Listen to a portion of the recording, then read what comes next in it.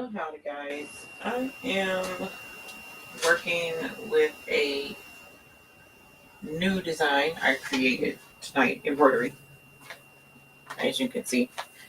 And I want to test it out. So that's what I'm going to do tonight. It is a 5x7 project. Let's see something. Yeah, never mind. And yeah, so been working with my new embroidery machine, my new 5x7 embroidery machine, and a couple of things that you'll need are the hoop, which of course I don't have a hoop right here on me. Grab it. We're gonna need a hoop, and we're going to need stabilizer.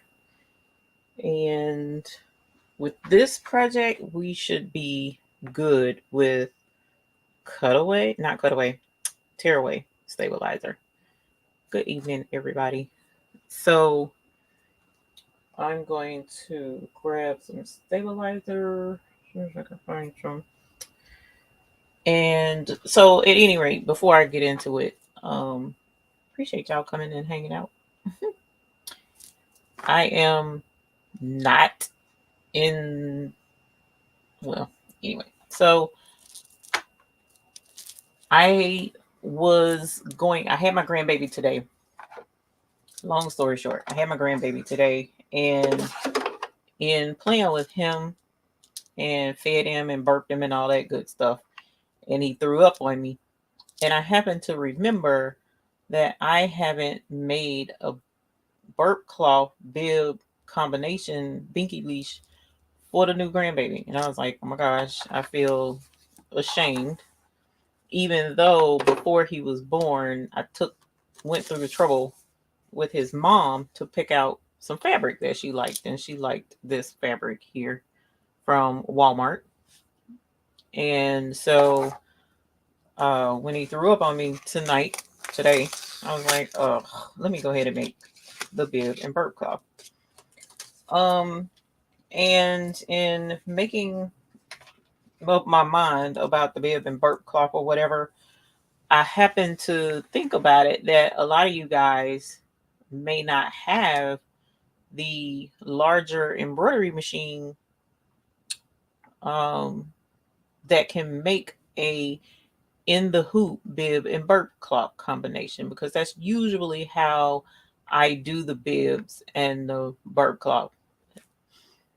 So I was like, well, I still need something in the hoop that they can use, because of course my son had a baby too, a little girl. So I need something that they can use to clean up the baby that'll fit in the hoop for 5x7. So that's when I came up with what I call a spitspotter. And basically all it is a little, not quite 5x7, but close to it, miniature burp cloth, technically. So I designed it tonight, digitized it and everything.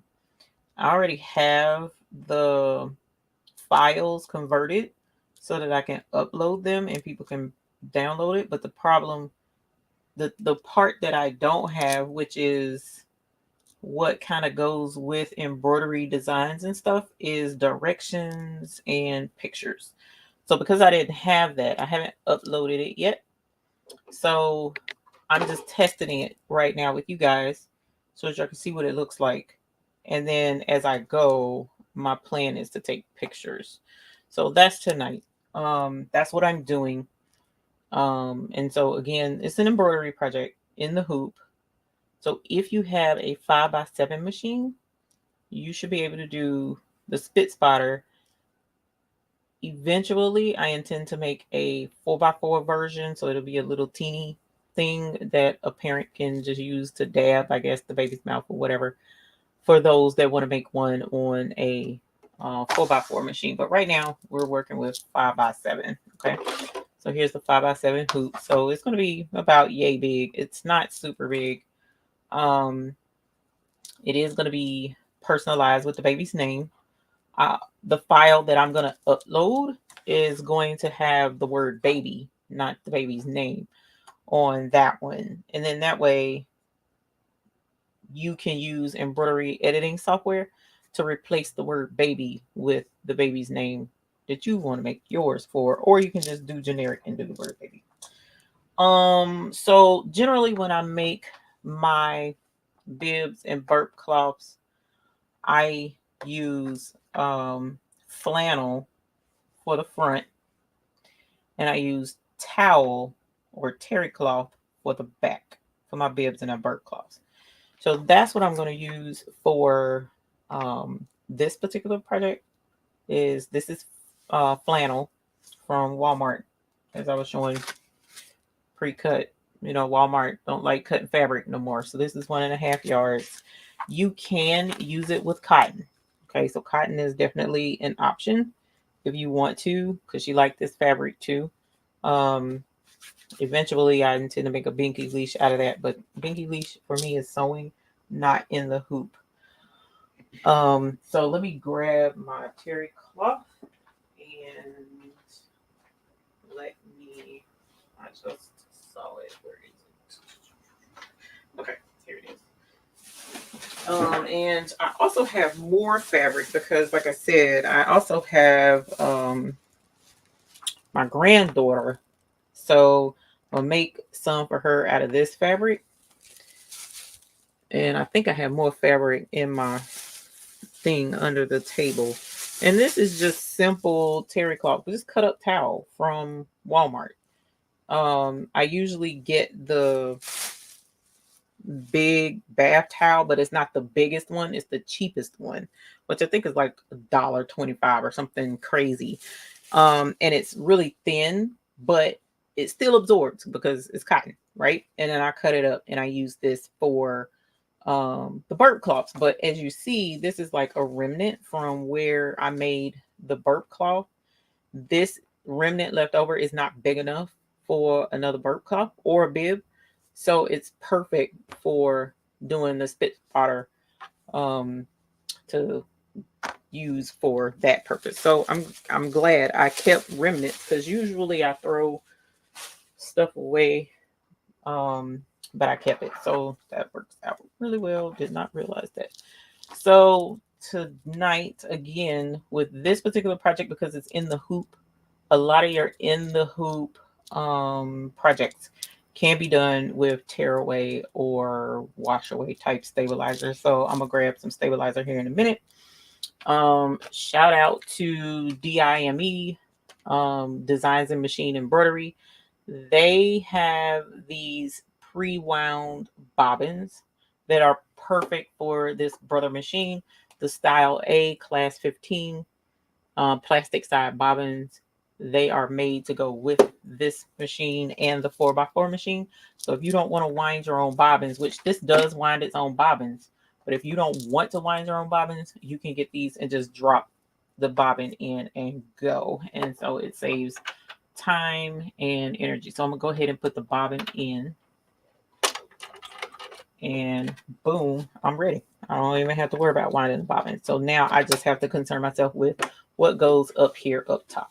Okay, so let's grab some stabilizer, which I do have stabilizer from DIME as well.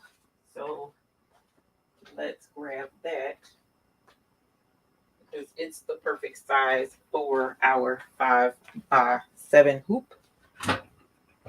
Y'all, I love DIME for all things embroidery, especially the single needles. So they have everything you need and then some for the single needles. Okay.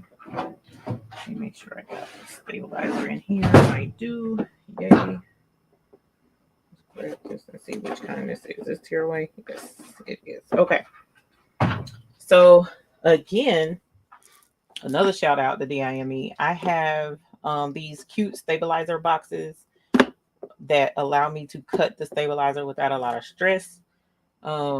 It's super simple. It's like a box within a box, almost, kind of like. So you just open it up, put your stabilizer in, which this is medium weight firm tearaway from DIME. They are awesome sauce. They have I mean, anything you can think of for single needle embroidery, they have it. I swear they do. And then on top of that, the threads, everything. So throughout my working with my new 5x7 machine, you'll see a lot of DIME stuff because I use a lot of their stuff. And if you buy these stabilizer boxes, they have two in the pack. This one holds my cutaway. This one holds my tearaway. So, and I need, you know what? I need to do my Cricut or something and put what it is on the side or at least up top so that I know by looking at it which one it is without having to test it. Bobbins do not need to be the same color as the thread on top. The only time I match the bottom thread to the top thread is when I'm doing freestanding lace. Or no, that's when it matches. So in most instances, I'd say 85% of my embroidery, my bobbin thread is white. About 5% of the time, I'll make the bobbin thread black. A lot of that depends on what I'm embroidering on. So I do a lot of jackets for the cheer team, and the jacket has some black to it. So to hide the back of the, not hide it, but blend in the back of the embroidery, I'll do the embroidery bobbin thread in black. But the other, that's 5% of the time. So the other 10% of the time is when I'm doing freestanding lace. And when I do freestanding lace, whatever thread is up top, I wind the bobbin with that exact same thread. And then I use that. You don't have to worry about, because a lot of times they tell you that your bobbin thread in embroidery should be a different weight. It should be, what does this say? This doesn't say, I don't, unless that 100 is it. But bobbin thread is generally a different weight than your embroidery thread. But when you're doing freestanding lace, you don't have to worry about that. Okay. So let me get the stabilizer first. So, and forgive me, you guys, for not really doing the chat. So let's pull this stabilizer out, and boom, I can see that this is a good size. So I'm going to pull it past my cutting strip. And then I'm going to just cut and slide this push thingy over, and I'm done. I don't need to do anything else. It was that easy peasy, mac and cheesy. So I already have my design on a flash drive ready to load in the machine. And again, this is just a test of a new design that I made tonight. And if it's successful, then what I'm going to do is make quite a few of them. Number one, because I'm going on a little mini vacation with the grandbabies the end of December. And so, I want to take these with me when I go and give, at least my sons, give those to him for his daughter. And then his wife asked that I make some custom gifts for her brothers who live in Nebraska. And so I'm going to make some custom burp cloths and spitspotters for her brothers, because both of them have babies, and I have their names already, so it's going to work out. But I want to try the spitspotter first. Otherwise, I'm not going to make those for them if it doesn't turn out, but I'm pretty sure it's going to turn out super cute. Okay. So again, this is just a quick test run of the spitspotters that I created tonight. Embroidery Design. Again, all you need is bobbins, which I'm using pre-wound bobbins from DIME, and these are style A class 15 for the Brother single needle 5x7 embroidery machine. And you get a whole container of them. Very handy. I'm using stabilizer from DIME. This is medium weight tearaway. You can use tearaway for this project because we don't have to have, Even though this is going to be washed over and over and over, you don't need it to be stabilized, so to speak, because of the way this is made. I'm using flannel for the top. I'm using terry cloth or just plain towel. This is Mainstays towel. This is the 100% cotton 24 by 44 inch towel that I've cut up already to make bibs and burp cloths out of. And this is just scraps left over from Walmart. This is flannel as well. And it's going to be a quilted, basically a quilted little mini burp cloth type situation. So that's what we're doing. Since I'm starting with this one, I'm going to try and find a matching thread. This is super cute. Love this design. Thinking about going with like this brown because all of the little critters are outlined in brown. So I'm probably going to go with brown, but I need to figure out a really nice, color that's going to stand out to put his name, because I want his name on here. But I may go with a different fabric and just use this one as a plain one. I don't know. I got to figure that part out. Okay, so I'm going to go ahead and put this hoop on. And hey, everybody. I apologize again for not being in the chat. Not in the best of headspace tonight. So I'm just doing something to not be sitting idle and whatnot. So let's grab a red color. Go with this chocolate brown. Chocolate. Ooh, I think that'll stand. His name should stand out really well with this. So I'm gonna go with brown. All right.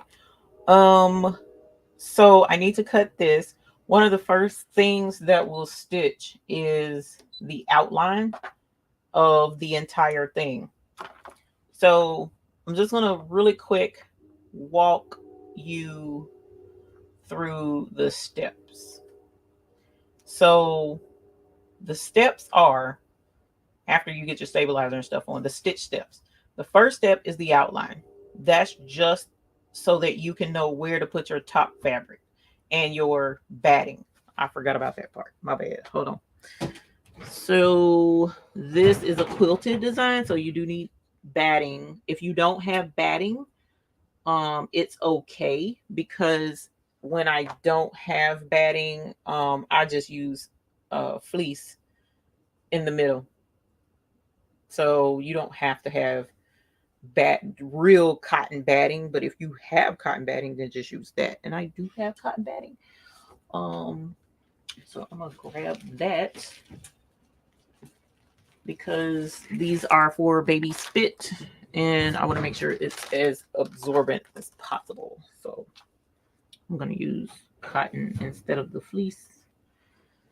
And I do have, is this fleece? No, nope. That's not fleece. I mean flannel. Okay. I had more fabric, but they're not flannel. Okay, so this is cotton batting. It is thin batting, which is perfectly fine. Easy to quilt, soft hand and drape, 3 to 5% shrinkage, so it shouldn't shrink when washed. And you can quilt it up to 10 inches apart. I don't quilt, so you know, there you go. And look, I already got scraps, so that works perfectly. So it's going to stitch the outline, as I said before. So let's go back through the steps. I apologize. First step is, yes, this is a Brother PE 900, which I meant to put the link in the description below because I got it from Heat Transfer Warehouse. This is, the first step is it's going to stitch the outline. That's simply to let you know where to put your batting first, then your fabric second, directly on top of each other. And I need to give the sizes, but for now we're just going to say 5 by 7 because it's going to be smaller than that once we stitch it out. Then after you put your batting down over the outline and your fabric down over the batting, face pretty side up, then what's going to happen is your quilting is going to stitch. And once your quilting stitches, then the next step is the baby's name or the word baby or whatever it is going to stitch. After that stitches, the last step is just to lay the towel over the top of that and let that stitch. And it's just going to do a partial outline and then it'll stop, and that's it. That's all it is. It's not complicated at all. This is one of the easiest things you can do on an embroidery machine. The difference between batting and fleece is batting is usually 100% cotton. It is made for quilting, and it is super absorbent, but it's light and breathable, and it again is mainly used for quilting. All right, so I'm going to go ahead and thread the embroidery machine, and I need to, at some point, I hope to get myself together and edit and post the unboxing and explaining all of this stuff. Why did that not thread? What in the whole world? You know what? Forget it. Well, no, because it needs to thread.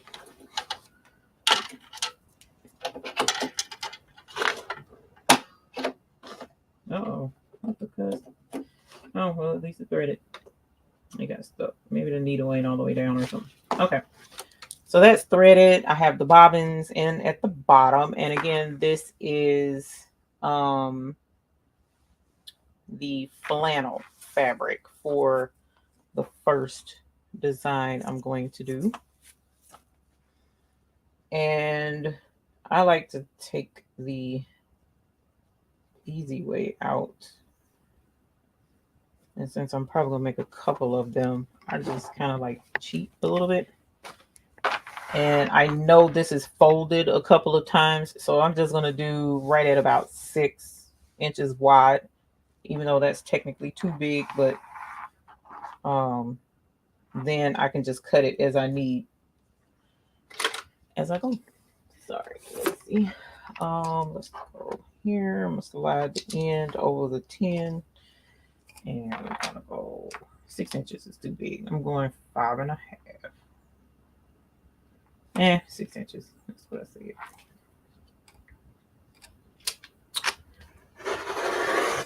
Okay. And so that's that. This is just for the spitspotter. I'm not doing the big burp cloth and in the hoop burp cloth or in the hoop bibs with you guys, I don't think. A lot of it depends on how this goes. Okay. So let me unfold this. See, it's cut to the right size. And the like I said, this is a 5x7, so I definitely need at least 7. So I'm gonna go with 8, just to be sure that it is the size to cover everything like I need it to. All right, and again, I have my batting, which is gonna lay just right. Look at how perfect that turned. See, the Lord knew I needed ease and simplicity. Okay. So the first thing we're going to do, I think this is the right one. Let's see. Yes, it is. So the first thing, like I said, is I have the embroidery design loaded. First step is going to be the outline. Now it's if you get this design, thank you, Dimps. I didn't even know. I ain't even thank you. I appreciate that.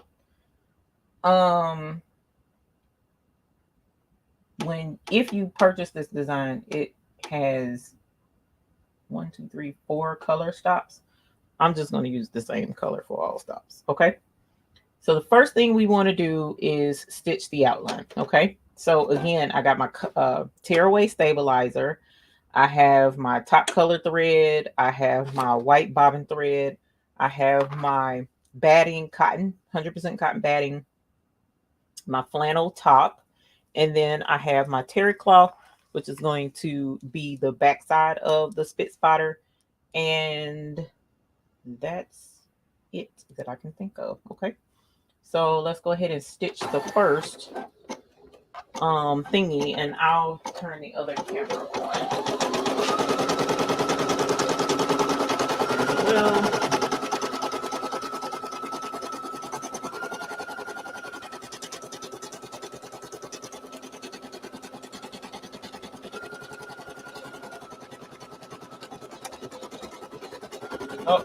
Uh-oh, you guys. I done messed up.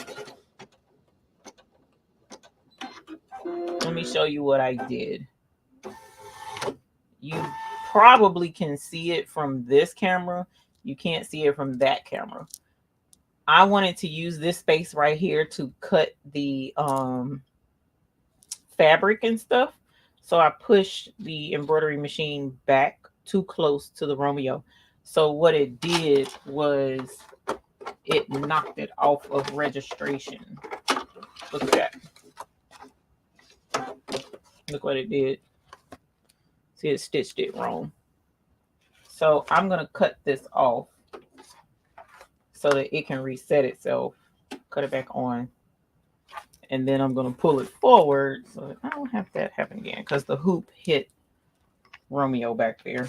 And I'm going to keep using this because there's nothing wrong with that. This is getting torn off anyway, so I don't have to have it. It's not that big of a deal for it to not be here. So if it ever gets knocked off registration, is not that big of a deal. And then I'm going to back up. Okay.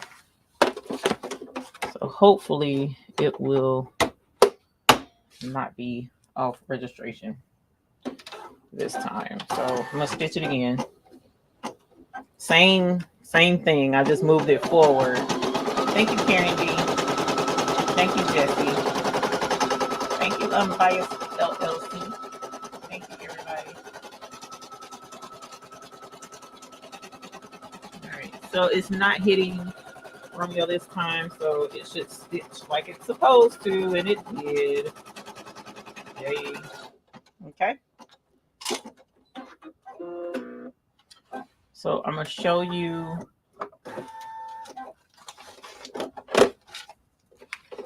this is what the spitspotter is supposed to look like. Just basically a small burp cloth. Basically, it's just big enough to wipe up baby spit. And that's it. Something super quick that a mom can grab, do what she got to do, and go on without it being a big ordeal. So now that, actually, let's take that back off so that you can see this part. Now that we have the outline stitched, we're going to put the batting, cotton batting down. Okay, and then we're going to put the fabric over the top of that, face up, pretty side up. And I'm going to look and make sure, you know what, I'm going to make a change on something real quick. It's just thread color. So I don't want to wash out or overshadow the animals. So instead of doing this dark brown in the quilting, I'm actually thinking about doing white up here. So I'm gonna make that change because I don't want it to cover up the cute little animals' faces. So matter of fact, I'm not even gonna do white. I'm gonna do off-white, and then I'm gonna do his name in the brown. So let me grab it, off-white color.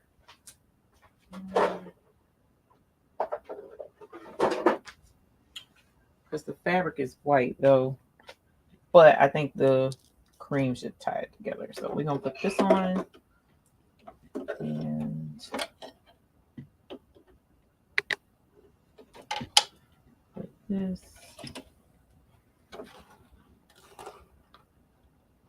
And hopefully it'll thread like it's supposed to.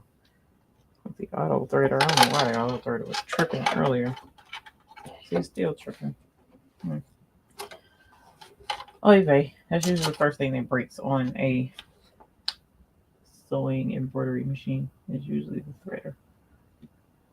And it should not have broken, but whatever.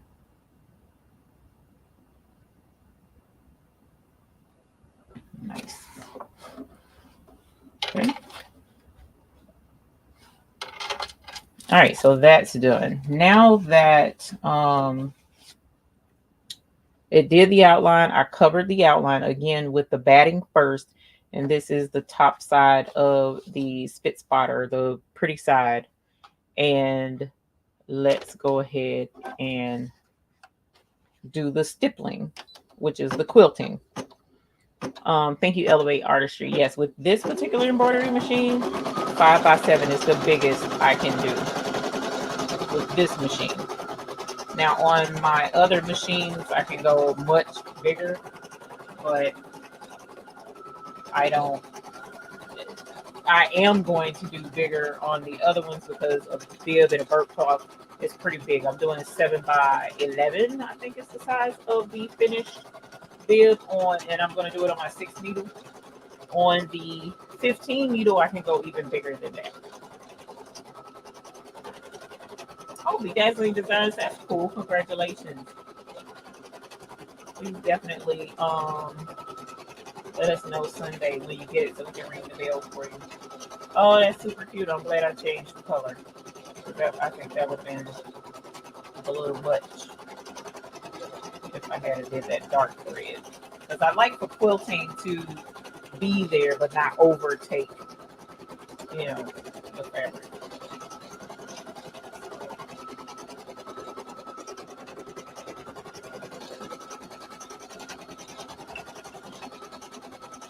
We get my smaller things. Hi, Robin Murphy.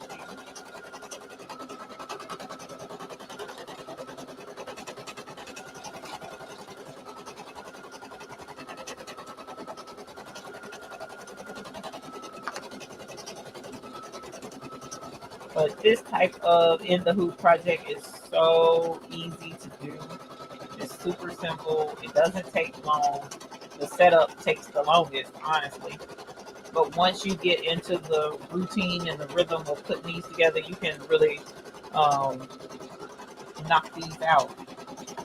The part that will take the longest, other than putting it together, is putting the names with the designs. So you do have to set up the names and stuff. Okay, so the quilting is done. That's it. So let me show you the quilting. I am using the PE 900 5x7 embroidery only machine. So here's the quilting. You can see it now. We'll be tilting it. See the quilting on there? So it looks super, super pretty. Look at that. Oh gosh, y'all. That's so pretty. I love stippling. I like chevron too, but this is the stippling. Super, super pretty. All right. And so now that I have my quilting, I'm going to change the thread because the next step is to stitch the baby's name. And like I said, I want to do it in brown because I think that's really going to stand out against this busy pattern. And I want his name on there because I wish I had this earlier today when he puked on Grammy's shoulder. And I had baby puke going all down my shirt and in my hair. Let's see.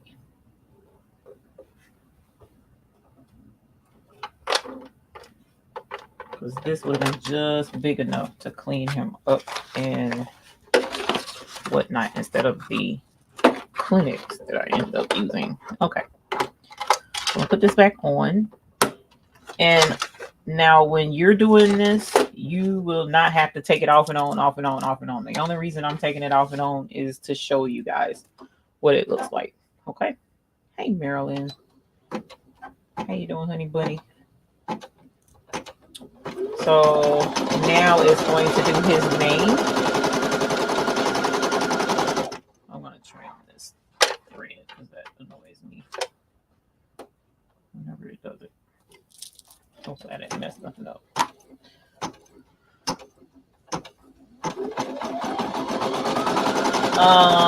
Type the names fast. You mean on the embroidery, or are you talking about in the chat?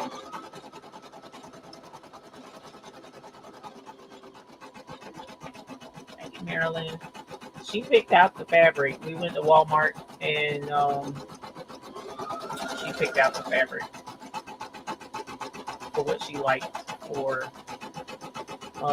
bib and burnt cloth. And like I said, he's a month and a week or two. And I just realized I'd never made his bib and burnt cloth and had her pick the fabric and everything. So I was like, that's crazy. Oh yeah, thank you, Karen D. But if you're on your phone, Lynn, that @ symbol will not populate the name. It's only if you're on a computer typing. Okay. That's why a lot of times when I'm on my cell phone, I just don't type names. It's just like I can't.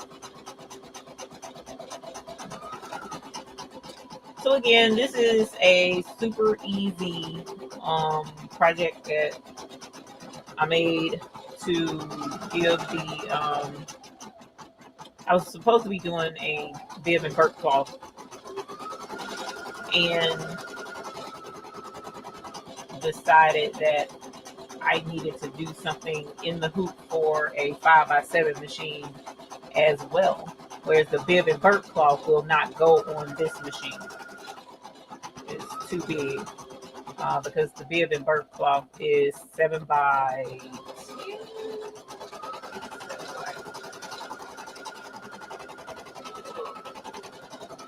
Let's see if I can pull it up.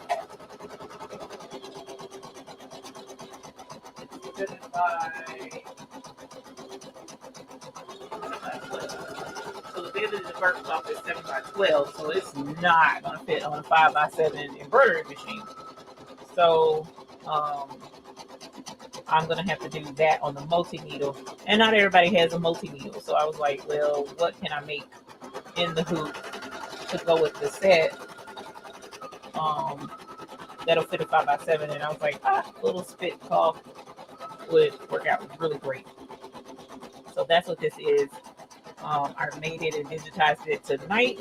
And then I'm just testing it out before I post it for anybody to grab and make sure that it's going to work. And I'm supposed to be taking pictures as I go, but I forgot about that part, so I hopefully will remember to do that next time. It's almost done with his name, and the name is standing out like I had hoped it would, thank goodness. So this is going to be really cute. So while that's finishing, I'm going to go ahead and cut the terry cloth. So I've been doing 8 inches. So that's what I'm going to do right here is cut this out about 8 inches.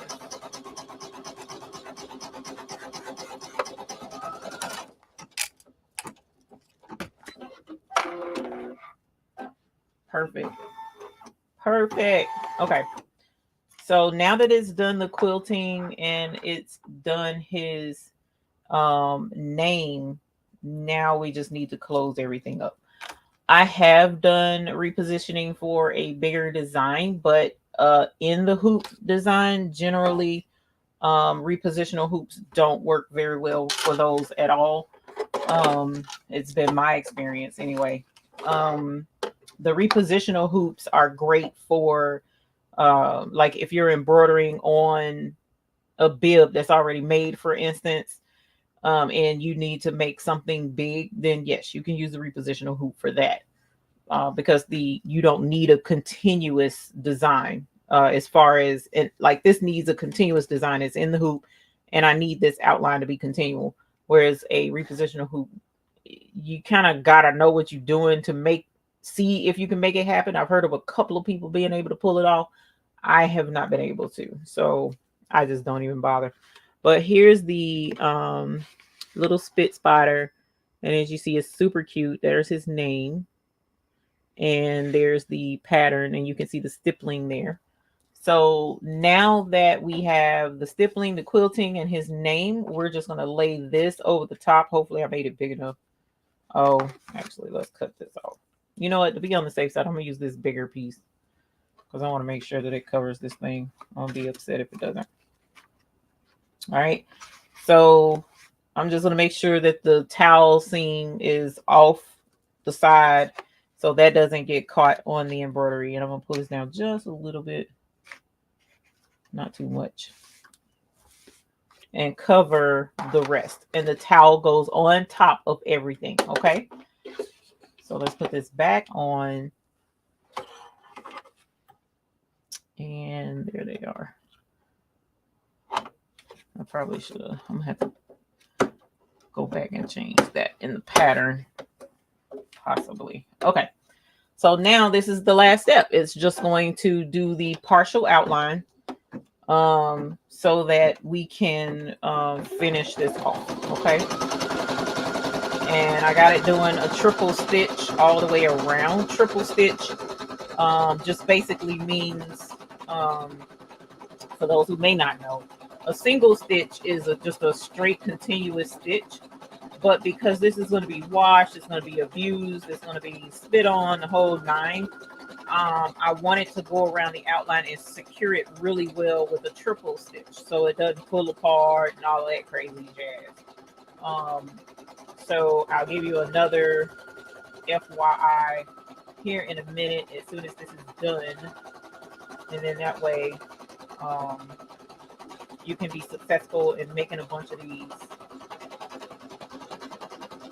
for any babies, or actually this could be more for baby. It don't have to be just for babies. If you have a senior citizen that needs, you know, to have faces cleaned and stuff like that, being a caregiver or whatever, this would work for them as well. Okay, so that's it. It's just those 3 stitching steps. Well, 4 if you include the name, but the quilting and that is all a part of it. So here's the outline, and you see it didn't stitch down here at the bottom. Okay, you know how well you can see it did not stitch this bottom opening because we need that. So now that you're done, you just take it out of the hoop. Okay, and you see here's where it's got the tear away, and you can just tear it like the name says, just tear this all away because you don't need it anymore. And I'm just gonna leave this because it's gonna be a pain. You could actually probably do better with wash away since it's gonna be washed anyway, and you ain't got to worry about leaving this behind. But whatever. Ain't in the I could care less at this point. All right, so what we need to do now is trim this. And because I have extra down here, I'm gonna come on this back side. No, I'm not gonna come on the back side because I can't see the opening very well. I can see it, but it's not that good. So we're gonna cut right here. So when you are at this opening, you want to cut the opening in such a way that you can tuck this in with success here in a little bit. Okay, so what I usually do is I'll go in at an angle right here. But when you're working with when you're working with terry cloth, don't cut super close to the stitch line because terry cloth will shred, and if it shreds, then your stitches won't be able to hold this together. Okay, so with towel or terry cloth, whatever you need to call it, do not cut close to those stitches. You kind of want to be away from those stitches, so because this towel will shred. All right, so we're just gonna trim this extra.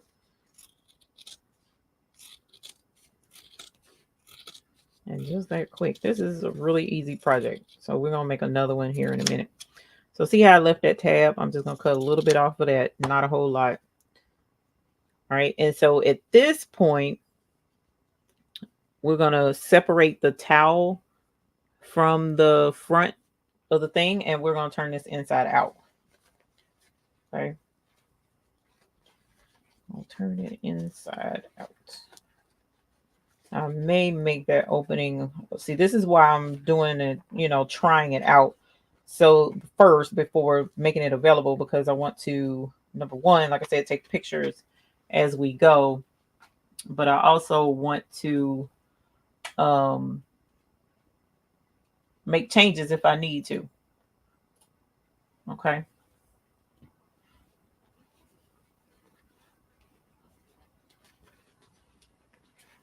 Because I don't particularly now, if this was a 4x4, this is about how big the hole is going to be, but of course it's going to be less fabric that you pulling through this hole. So I may make this one bigger so that people like me with the arthritis can turn this a little bit easier.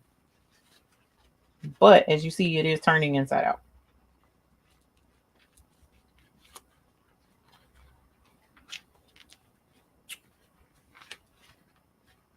So boom, boom. Yes. All right. So once you get the majority of it stuffed inside, then this part usually is a lot easier. If you need to poke out corners, because the corners are rounded, if you need to poke them out, do not use scissors or anything sharp. Use like a magic marker or something, you know, a little bit thicker than a point. Okay. So at this point, you can do one of a couple of things to finish this off. I usually go for my easiest thing. There's a couple of things you can do to this, depending upon how fancy you want to get. Okay. So for my, well, first let me show you closing it off. You would tuck in the towel and tuck in the top. So you tuck in those tabs that let me pull them back out. See how we left that open? So you would tuck them in, tuck in the towel, and then we're going to tuck in the top fabric so that it matches and it makes, see how that's rounded and makes it look kind of nice. Now I'm going to tuck it in a little bit better than that, but all right. And so what you can do at this point is you can use what's called hem tape, or I like to call it the old school name, which is stitch witchery. And all it is a heat and bond, basically, in strips. And you can, let's see, yeah, here we go. You can put this in the seam. So however wide this is, what is that? About an inch worth of inch and a half worth of stitch witchery, and tuck it right there in the middle of that sandwich. So you're making a sandwich that you're going to, you know, how you put your deli meat in your sandwich, you just going to tuck that right inside where you can't see that. Well, not deli meat, the cheese. Okay. You're going to stick that cheese in there, and you will take this to your iron and iron this, not steam, dry iron. Now, what's going to happen is, because this is quilted and it's thick, you're not just going to be able to iron and be done, because this is thick and that heat has to go all the way through this quilting. So you'll probably have to set the iron there for a while and let it sit to melt that together. And then once it melts, then you're good. Yeah, a little, you know what? I didn't think about a mug rug. It does look like a mug rug. So yeah, mug rug too. Alternatively, if you don't want to use stitch witchery, what I love to do now when I'm doing bibs and burp cloths for folks, and I'm trying to, not trying, but I want to be fancy, like super fancy custom bibs, what I will do is I will close this up, and then I will top stitch, put this on the sewing machine, and just sew all the way around the edge with the longest stitch on the machine. Okay, not the thin stitches, but the stitches are long. It's very decorative and it's elegant. It adds a touch of elegance to your stuff, and it makes it look super, super neat. I do have my sewing machine right here, so I may stitch this just so that you can see the difference in how it would look. We'll make another one. Yeah, you can use a heat press too. We'll make another one and show you the difference between one that's top stitched and one that's not. But that's it. That's all it is. And see, it's got the towel on the back. You can't see the back of the embroidery stitches. It's a cute little thing to wipe up, you know, the little baby spit or whatever. It's just super simple, not much to it. Or this could be used for like a little baby washcloth. I mean, there's a lot of uses you really could do with this little, but my thing was spit, so I call it a spit spotter that I made tonight, just so that it will be something for his mom to use. So let's make another one. Might as well. Why not? Let's make another one. So again, I'm going to take I'm gonna slide this back, but I got to remember to pull it back forward. Again, I'm taking my stabilizer box. Okay. And I'm going to pull out enough stabilizer to cover my hoop. And if you're new to embroidery, you may be asking, do I need to use stabilizer since you're not, you know, you're tearing it away? Yeah, you do, because this is going to help hold everything together like it's supposed to be. Okay. So now let's go straight across with this little slidey cutter and I'm done. I don't have to do much of anything. Absolutely love that. And that's, again, that's from DIME. I need to put the links to that in the description. I may do that while this is stitching so that you guys can find that, because that's, if you're doing single needle embroidery, you really should be shopping at DIME. You really should, because their stuff is made specifically for our single needle machines. It really is. And they got great stuff. All right, so there's my stabilizer. Let's pull this back forward. And again, I'm going to go ahead and we're just going to do the exact same one. I'm going to tell it to go and do the first stitch. Let me grab my another piece of cotton batting.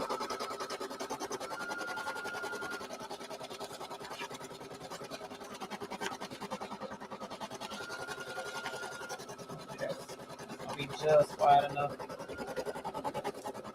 And then another piece of fabric to go over the top of that.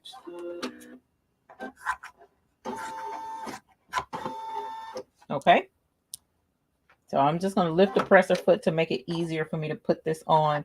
So the batting goes first and it covers all of the stitching. You don't want to see any of the stitching. And then you cover the batting with the fabric. Okay. Now, once you cover the batting with the fabric, now you want to do your quilting. So I'm going to change the color again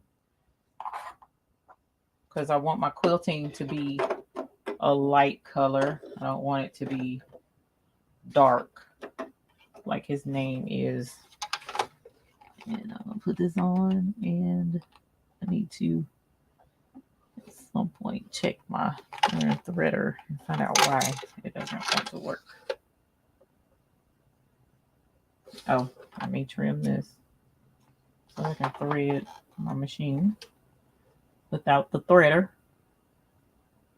All right. There's that. Pull this forward, and that's it. So now let's do our stippling. That's true, Sheila Cushionberry. That is true. You kind of laser out the name of whatever is in there. That would be cute. Did my microphone die? Can y'all hear me? Let me know if you can hear me.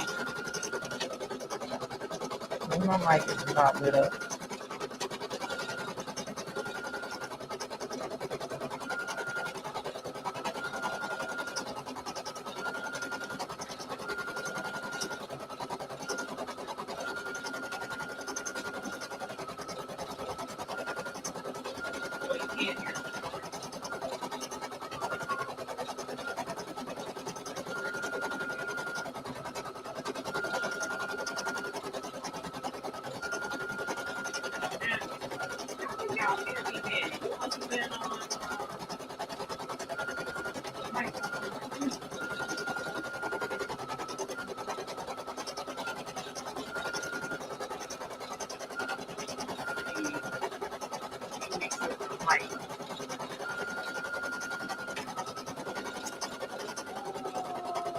Settings, audio.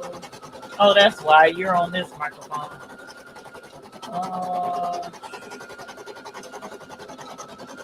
Oh, that's why it's not working.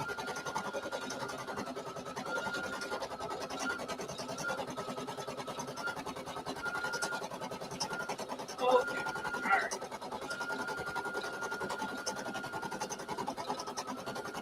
Always.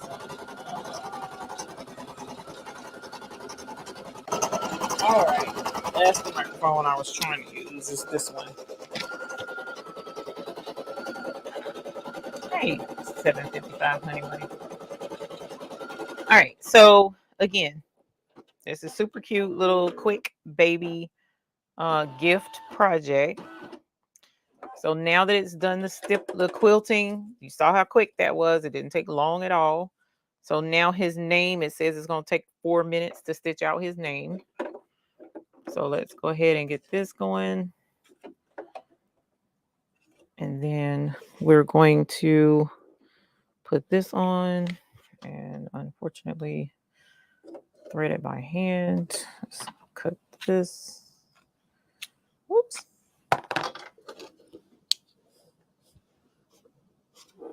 And this is making it take longer because something's happened to my threader. I don't know what. Oh no, no, I didn't. Okay, good. Whew. All right, so now this is the his name. Oh, you can't see. I didn't put this camera back up. My bad.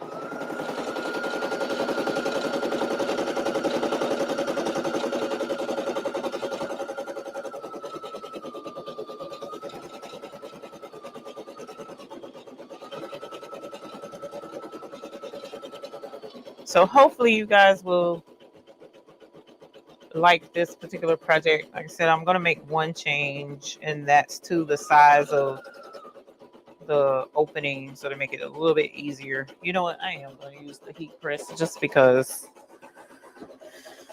that way. Even though I ended up getting a new iron, but I ain't even plugged it up yet. So we just gonna go with what I got. But these are gonna be super cute to use for the babies rather. And then it's basically a little teeny burp cloth. And I'm also going to be making their burp cloths as well. So let's see, it's 11:30.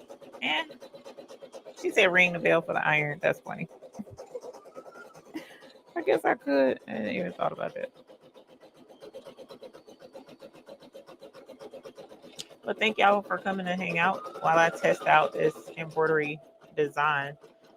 I'm going to go ahead and cut this fabric too,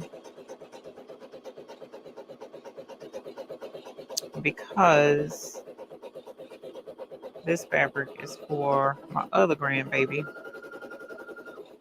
I'm gonna make her a couple of things too.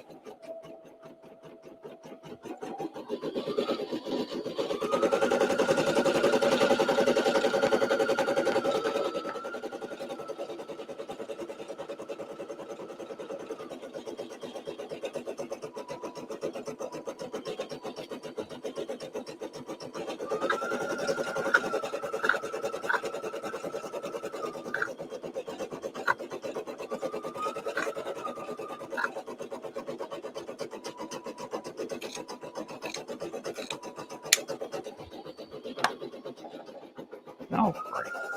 World. It's crazy. All right. Now there, out the way. So here's this.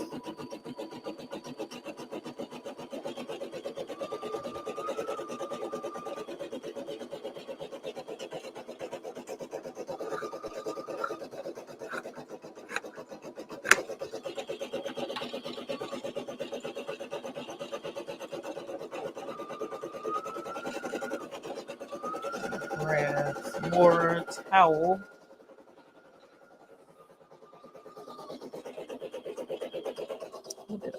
towel. Oh.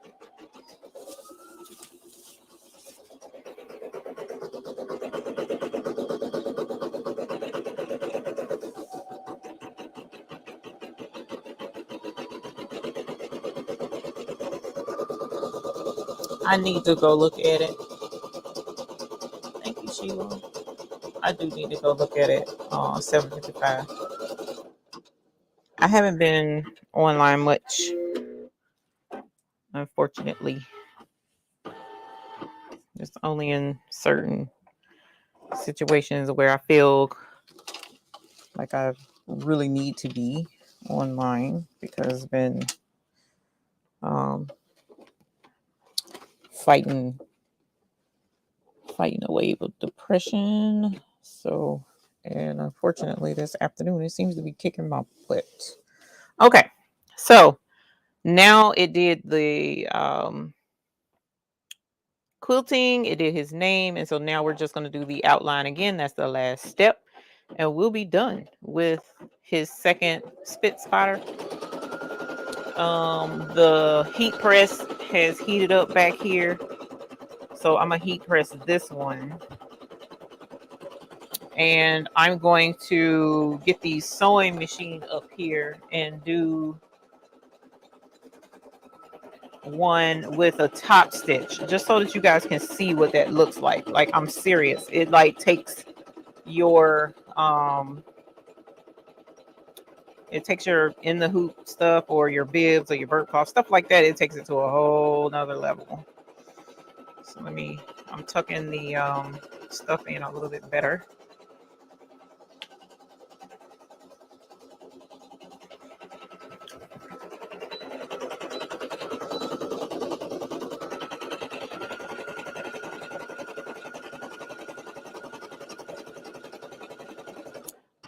Sheila, the ones that say studs, those are, if I'm remembering correctly, the size is not the same, so it won't work, if I remember her telling me that.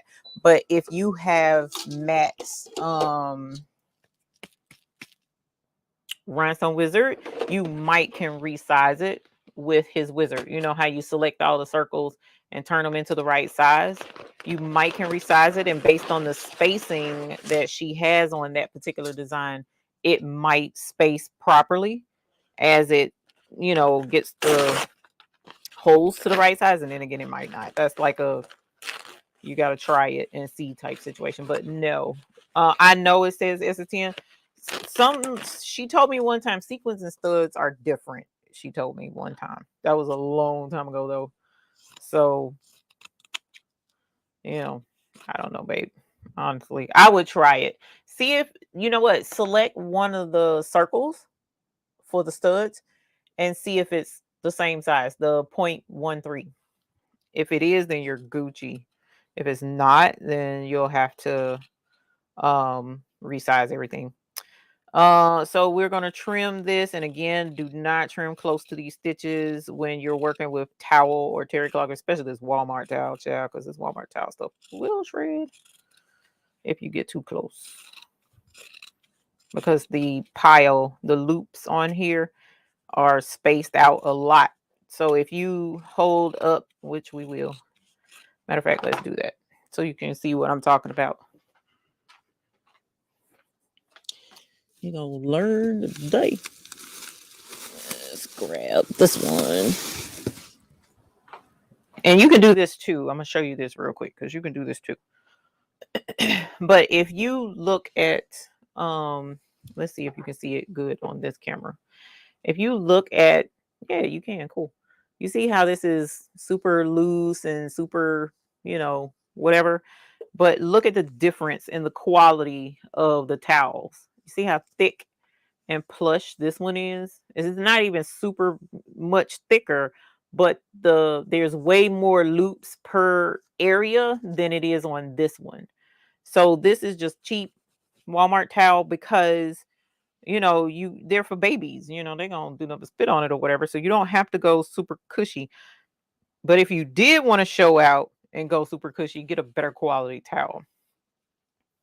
Because you can. It's entirely up to you. And that one is a Walmart towel too. but it's a better, it costs more than this towel did because that one is a better quality. So you can use either one, and then you can use a instead of it being white on the back, you can do a color to complement the front of the fabric if you wanted to go all fancy. Okay, so now we've got this done. We're going to do the same thing we did before and just turn it inside out. And I already studs. Elevate, just see if you can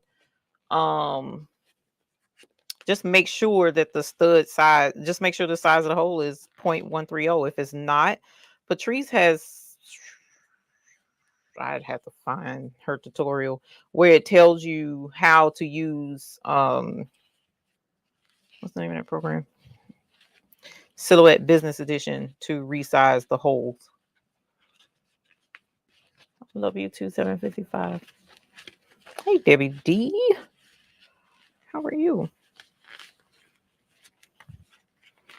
Okay, so all I'm doing is turning this inside out. It's taking forever because, you know, it's a lot of fabric and it's a small hole. I'm going to make it a little bit bigger so it'll be easier for folks. And then I'll let y'all know when it's done. You know what? I still did not take pictures of this. What in the whole wide world, y'all? I swear.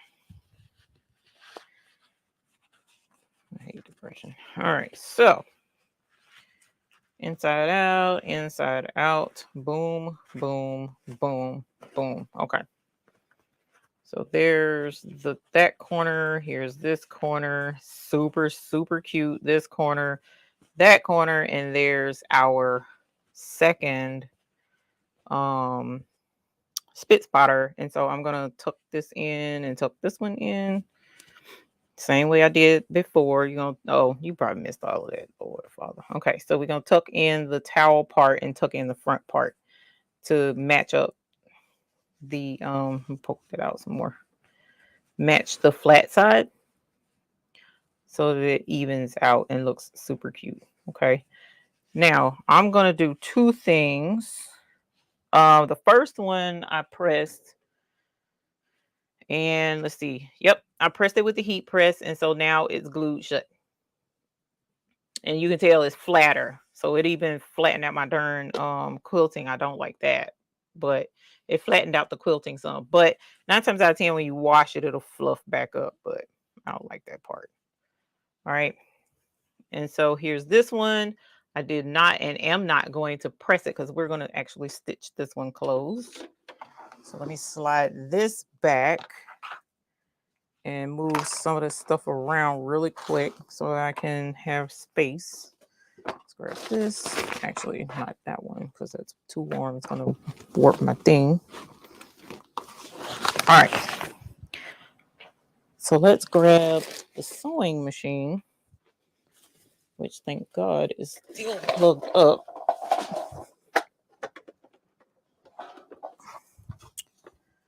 And this is an old sewing machine. Was it on already? It was on already. I forgot my light is out. Yep, it was on already. Okay. So let me add this camera so that you can see a little bit better what I'm about to do. And the lighting is trash. I apologize. And then my light on this machine is trash. Right now, this is red. This is black. What's the face in here? And I need or want white. I don't want black in the bottom. Bobbin thread.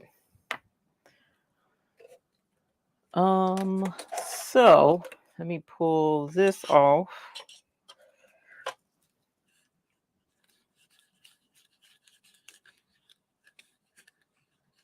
Okay, thank you. Let's see if I have a bobbin already made. I hope so, because I really don't feel like winding a bobbin.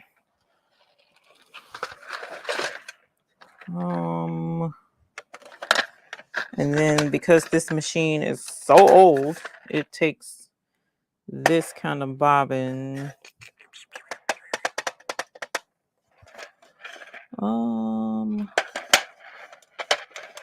It doesn't look like it.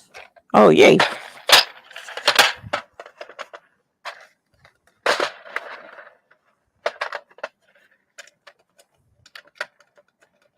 Come on, mama. All right, I have an empty one, so that works. All right, so let me move this to the side so that, Lord, I swear. Okay, and so we're gonna wind this bobbin. So I'm gonna put this up here, and I'm gonna grab this thread right here, and then I'm going to, I'm gonna have to get that fixed. Go this way. And then I think it's this way. It's been a while since I've had the thread over here, but pretty sure that's right. Okay. Nope, it's not right. Let me see. Which way am I going? Oh, that was right. I didn't have it wound because I can put it up through this hole and hold it, but putting it up through the hole is a royal pain. Let's get it. If I can't get it up through there. Boom. Holler. Okay. All right. Now, there we go. Now we're cooking with Crisco.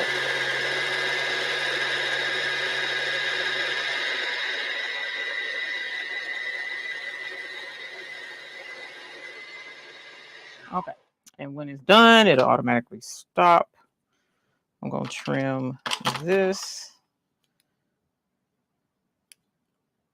Oop, and then trim this. And then I'm going to put this into the sewing machine. And that's done. Nice. Okay. And so now that that's done, I can go ahead and thread the machine the rest of the way so that we can show you how to top stitch this.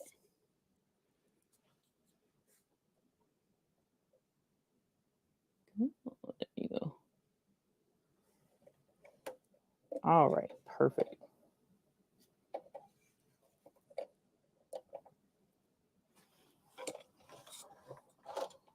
Perfect. Yay. There you are. All right, so again, when you do top stitching, which top stitching, all that means is you stitch around the top of whatever it is that you're stitching, okay? I want it to be a straight stitch, and I want it to, oh, you can't see that up there. I'd have to move this. Let's see. Whoops. I did not mean to do that. My bad. Hold on. Okay. So I want it to be a straight stitch, which you see right there, that's straight. Middle of my thingy, not to the right or the left. I love this machine because I can do all of that cool stuff.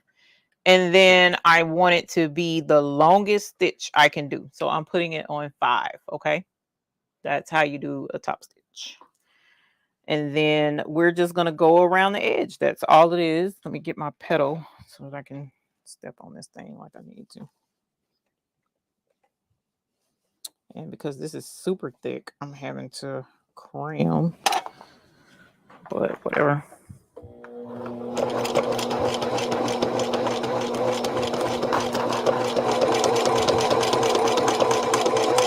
Come on, baby. There we go. You might have to talk to it or whatever to get it to cooperate. But you're just going to follow. And the easiest way is to get the edge of that foot to follow along the edge of your fabric. And it kind of just, guides its way around. And I could have gone, and I still might, just to show you what that looks like. Because this sewing machine can do it. I still could make my needle go closer to the edge of the foot and give an even closer top stitch, but I may do that and show you what a double top stitch looks like, because it's super swanky. Because again, this is like top notch. Most people don't take the time to do this. Okay. So let's show you what this looks like with just one. I'm trimming my stitches. My extra thread. Okay, I'm gonna trim this one, and then we'll show you.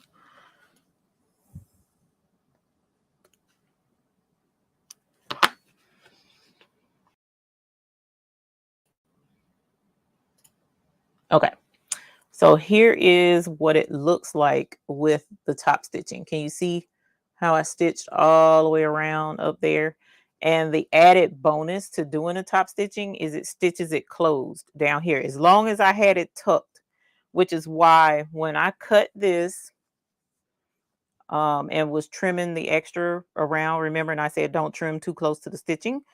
Well, I made a extra piece of fabric, a tab, so to speak, that stuck out, whereas the rest of it was cut closer, so that that tab could tuck in and I'd have enough fabric to stitch this closed. Okay, so this is what it looks like with top stitching, and this is what it looks like without top stitching.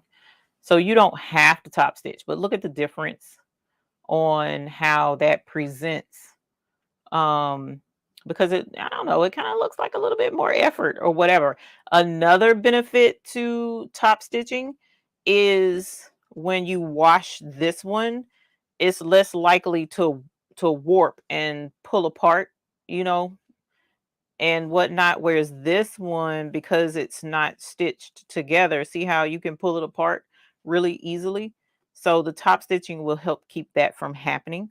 So that's another option. Another benefit of top stitching, but the top stitching just, it presents better. So I'm going to actually do a double top stitch.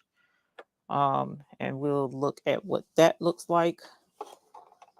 So I'm going to do the exact same thing that I did a minute ago, but the needle, I move the needle over a little bit. So it's just going to be two lines going all the way around it. So this is going to be like super spanky. Whoops. Oh, did I put this down? Dang it. Anyway, you're not supposed to stitch with your foot up. It might have would have messed up my down in the bottom of the sewing machine.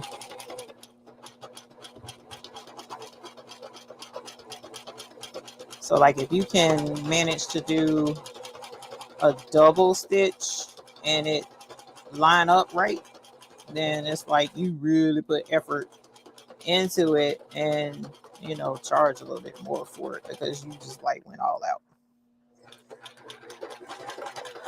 I don't normally do this, but it is cool. Okay. And this one, because I kind of went off the rails with the first one, it's not gonna line up completely perfect, but it's still gonna be super cute. But usually a single top stitch is sufficient in presentation. So in most instances, my bibs and my burp cloths, like I said, that I would do for like baby showers and stuff, I do one row of top stitching. But you see how there's a double line there? Oh Lord. No, you can't see it. There you go. Let's back this up. So there's a double row of top stitching now. Just a little bit fancier, just a little bit. But with all that quilting, you technically don't need 2 rows of stitching, but just something else to do. So we'll do a top stitch on this one too, just so that it doesn't spread apart on the grandbabies when the mamas wash these, and they can use them for a long time.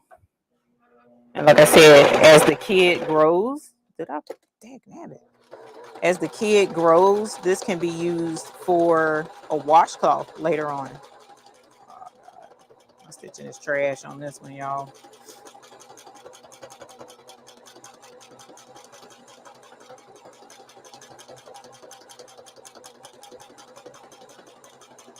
Come on.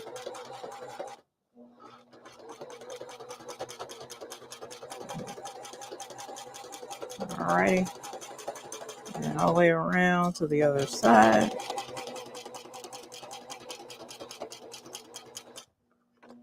And back stitch to lock my stitches in place. And there we are.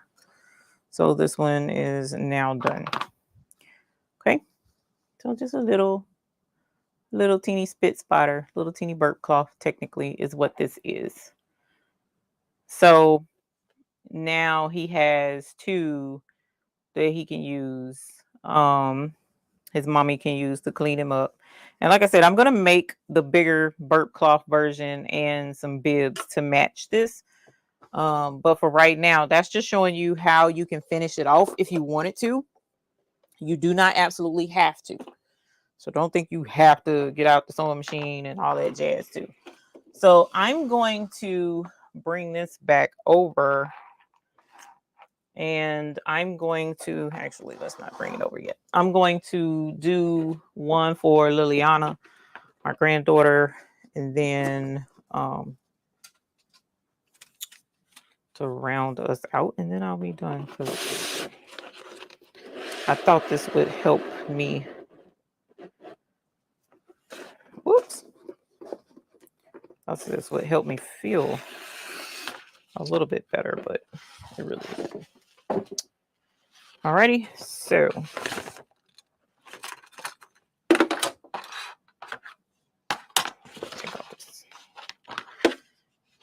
again, I'm using tearaway stabilizer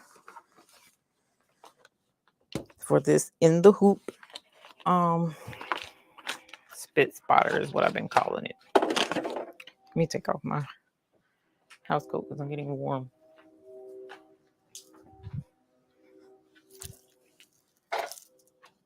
All right, and we're going to clip this in. Now I'm going to change colors of the thread because this fabric has, you know, purple and greens and pastel-y colors. Okay, so because this is pastel-y colors, I'm not going to use the oh, it's the HTV front.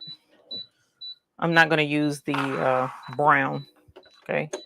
Because even though that is like a brownish color for the details around the animals, but I'm not going to use brown. So what I'm probably going to go with is probably this peach color. Probably that peach color. I think that's what I'm going to do. Okay. So let me grab some peach thread. And then we will, which peach? Is that peach? Peach enough, rather. Let's look at this one as well. Let's see. I guess that works. To me, that's a little dark.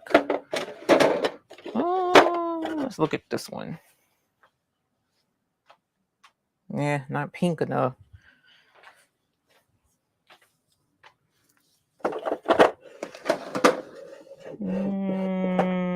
What about this one? I think this one might be the ticket. Yep, that looks much, much closer. Okay. So let us get this open.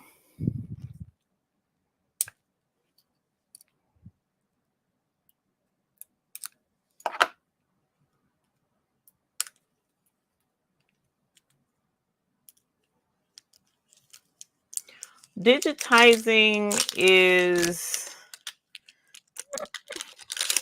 so it's not hard to learn, but it will take time to learn. It's not something that you can just take a super quick class and you got it down pat, because you kind of gotta learn how to lay stitches a certain way so that the embroidery flows like it's supposed to and it lays nicely. So that's not going to be something that you can learn overnight or in one class. Now um, um, there are digitizing programs that auto digitize for you. They sometimes they work great, in a lot of instances they don't. But there are, programs that will auto digitize, meaning you can put a picture in there and it'll automatically convert it into stitches for you. Sew Art, which is the sister program to Sew It Pro, which I promote quite frequently. Sew Art is an auto digitizing program, but when it gets it right, it gets it right. But when it gets it wrong, it's like, ugh, this looks terrible. But it's the most affordable digitizing program that's out there, because Sew Art is like $79 or something like that. It's $80, whereas most other digitizing programs are in the hundreds, if not thousands. So most embroidery machines, single needle, don't come with programs. Most of them, especially like this one where you can get it from Walmart or whatever, it doesn't come with a digitizing program. Okay, so the first thing we're going to stitch is the outline, same like we did with, oh, nope, because this is for Elijah. This is not for Elijah, rather. So let's go and pull up Lily's bib. Let's see, is this it? No, that says baby. I don't want that one. I want the one with her name on it. I think this is it. Yep. Okay. Okay. So now it's going to do the outline for Lily's bib. And again, what we need to do is stitch the outline. And once it stitches the outline, then we're going to lay down the cotton batting. And once we do the cotton batting, then we can lay down the fabric over the top of that. Let's grab this. I hope that's long enough. That don't look long enough. Look, I cut that too short. Let me see. I cut that too short? No, but it's just the fit. That sucks. Okay. So let's grab this. And I'm going to make sure that that's covered. And then I'm going to slide this under the foot and make sure that this is covered as much as possible. Yep. All right. And so now I'm going to do the same thing that I did for his, and I'm going to make the stitching match the background of the fabric more so than using that pink. You can put your stippling whatever color you want, but I kind of want it to be seen but not seen. I want it to match the background. So I'm going to switch the color to this cream color and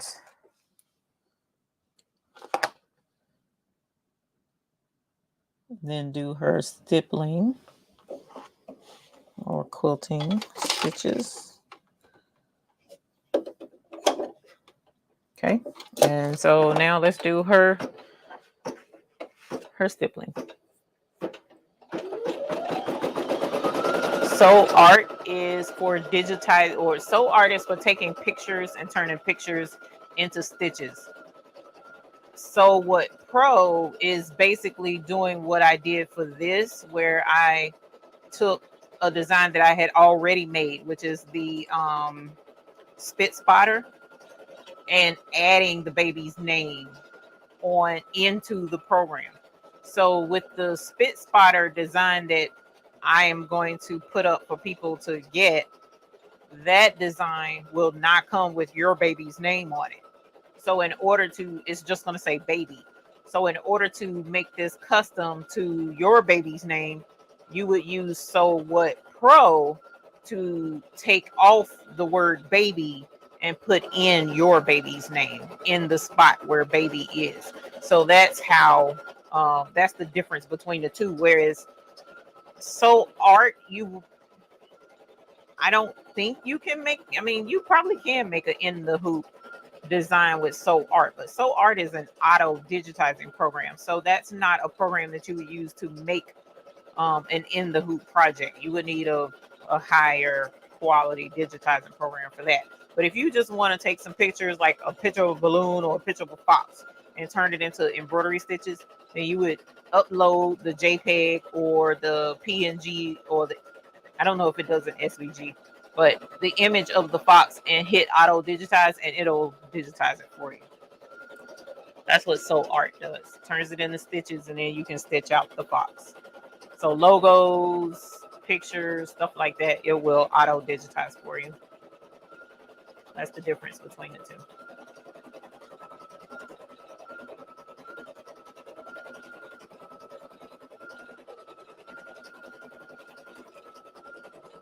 Alrighty, and so this is done, the stippling. So now that that's done, I want her name on here. So I want it to stand out. So let's change the color, and I'm going to use this peach color to match the fabric. And this is going to be super cute. I'm so excited. I kind of wanted it to be purple, but I think I'm going to go with this pink better. This blush looking color.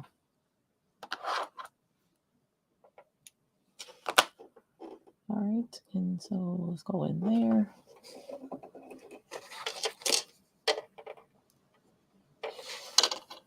All right, and so now we're going to stitch her name.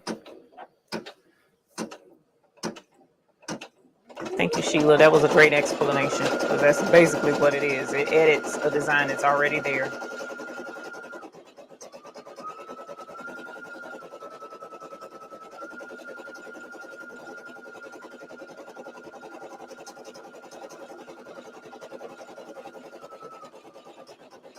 But I will say, if you're going to learn digitizing bedazzling designs, I would definitely take the time to learn on a high-end digitizing software program. Like I use Wilcom Hatch mainly to digitize myself, and I would definitely take the time to learn how to properly digitize with that software program, because just like with learning how to make your own rhinestone designs, you can sell embroidered designs. For the letter applique that you rhinestone, did you or could you use So Art? Yes, you could have used So Art to do the letter applique. Yes, you can do applique with So Art.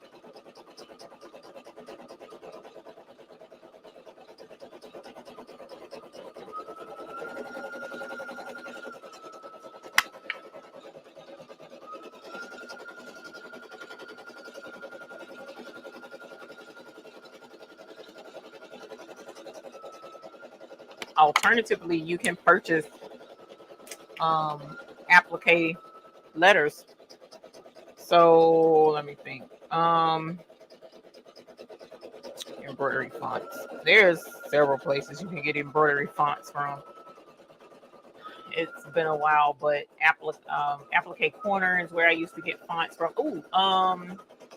The link in the description for Stitchtopia. She has beautiful fonts, and she has a couple of applique fonts, and you can purchase the font already in an applique and then just export the SVG, because you can take, say, the outline where it stitches the outline of the applique letter first and then does the stitching. So you can take that one step where it's just a straight stitch outline, and you can select it in So What Pro, and then at the top there's a picture of what looks like a pencil or something like that, and you can click that and turn that into a cut file for an SVG, and you can take that cut file into Silhouette and then create your rhinestone fill-in from that cut file. So it's a lot of super cool stuff you can do with a lot of this stuff. All right, so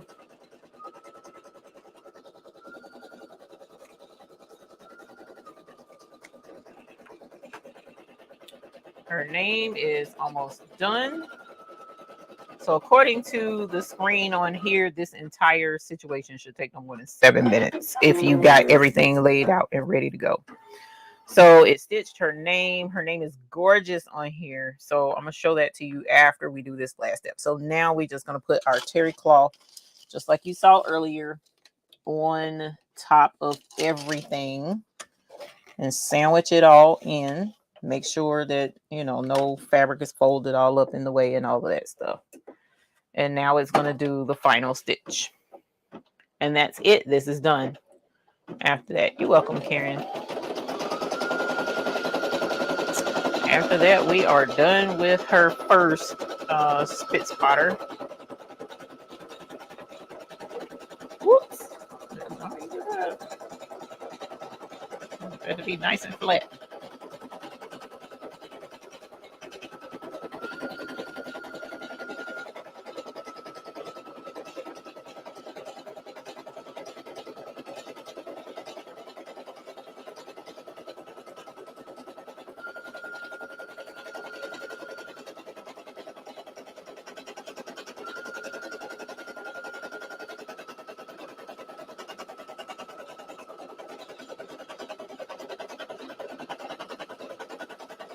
That's true. Embroiderings, based on what level you're trying to get to, embroiderings is definitely more expensive for the digitizing aspect, though. Alrighty, that's it. So we're done with her first one. And then after this, I'll probably just let you guys go because still not in the right frame of mind. So I probably just need to go my butt to bed. And then, okay, so there's the hoop. And let me do this so that you can see a little bit better. So I'm just tearing this off. This is tear away. All right. And to show you again what I was mentioning earlier about the tab that you can use to tuck in your tabs.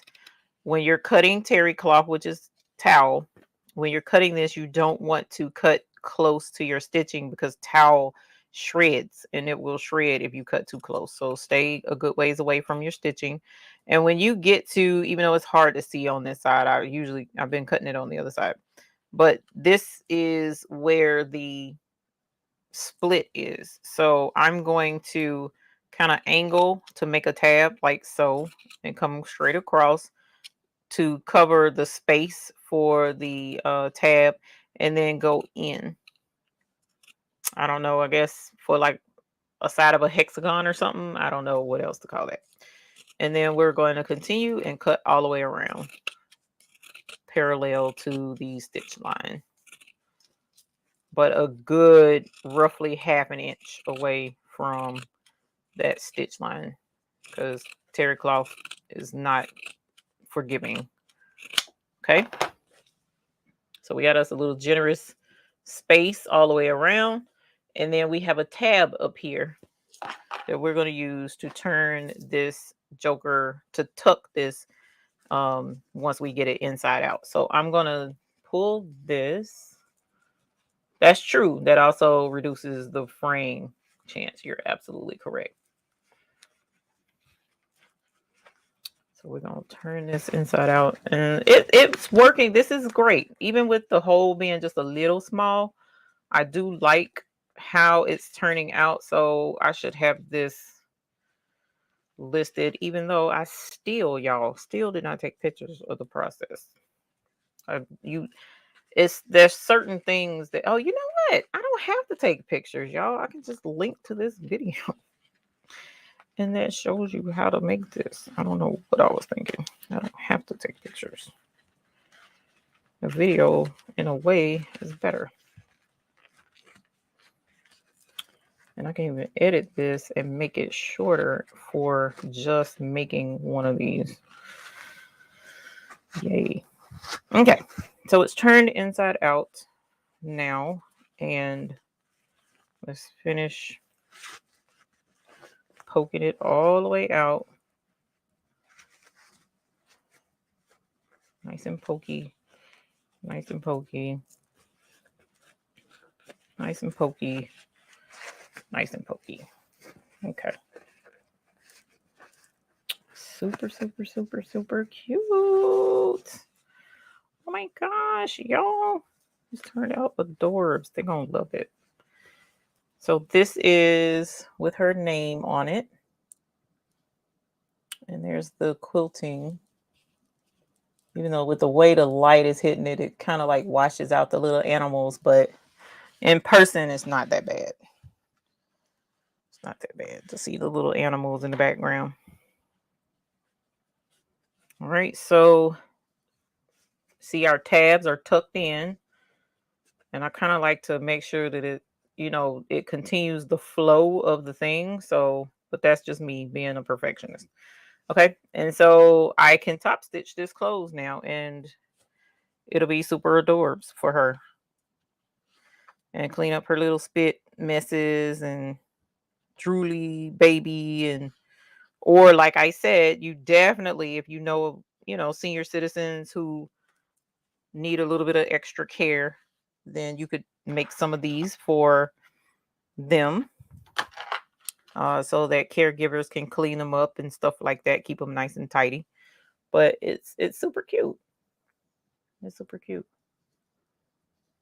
So that's that. I'm gonna top stitch this one as well. I may go ahead and do one that says baby though, just so that I can take a picture of the one that says baby, because these got my baby's names on them. And then that will be that. Now you totally can make this with cotton fabric instead of flannel.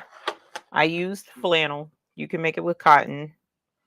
But for me, I think little babies need flannel. But that's my personal view. Flannel is cuter. But I thought this was a super cute design. I don't know why this ain't lining up the way I want it to. Okay, there we go.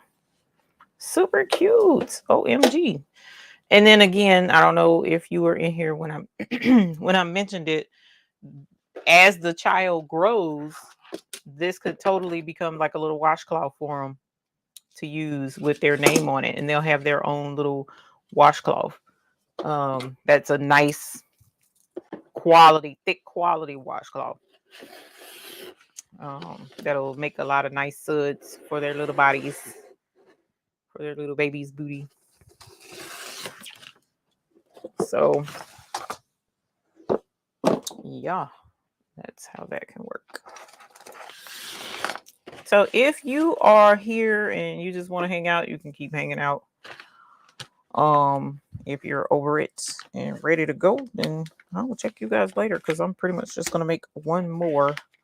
No, maybe two. Gosh, because I want one that says baby, but I need her to have two, just like he'll have two. I think that's what's messing me up. The corner's not poked out enough. Make it look like it's even. So that's pretty much what's about to go down. Oh, you know what? I'm also gonna change where it stops and starts too. So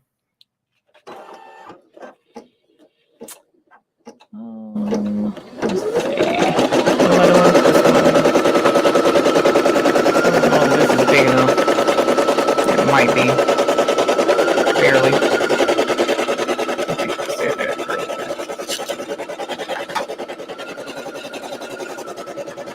Oh, that's the fabric. I need the batting. You don't have, I want to point out too that you do not have to use batting. I'm using batting because that's how quilting works, but you don't have to. It's not 100% necessary.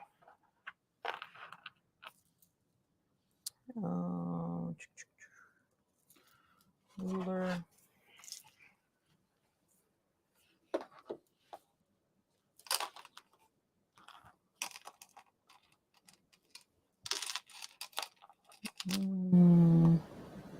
That's 6. Let's go here. What should I do? 6. Let's do 6.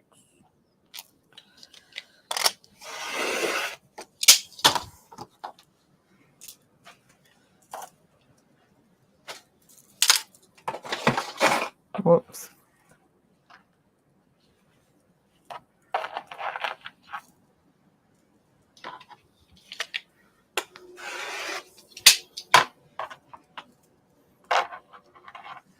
Alrighty, and so let's pull this back forward so I don't mess up the what's the face. Let's cover all the stitches. Let's take this off so that we can do the stitching to match.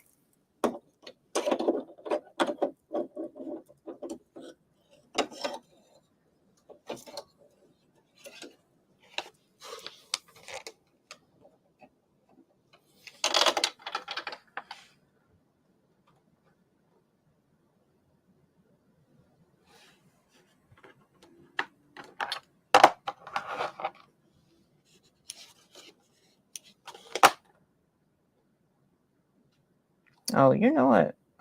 I'm on here and I need to carry my butt to bed anyways because I got a hair appointment in the morning. Oh, nope.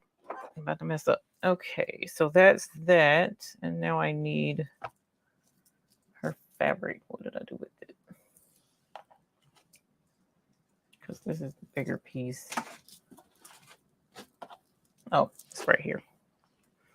Okay, and so now let us put the fabric on.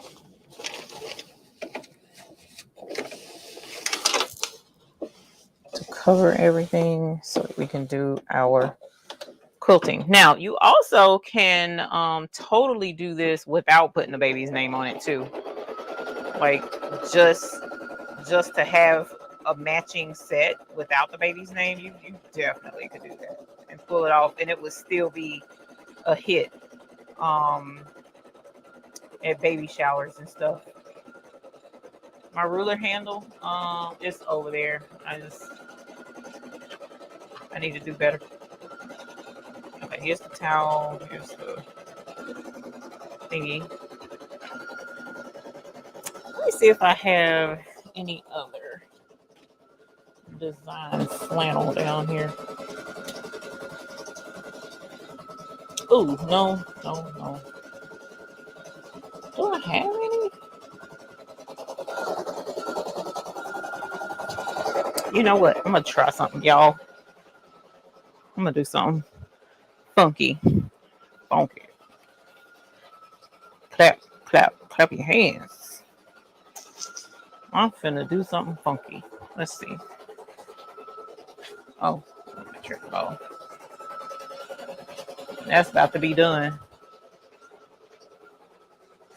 So let's see.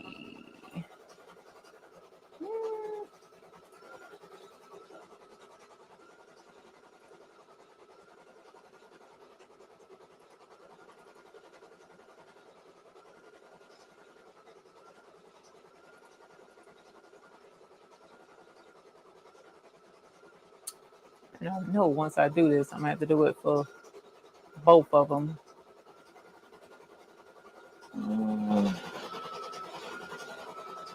Let's see.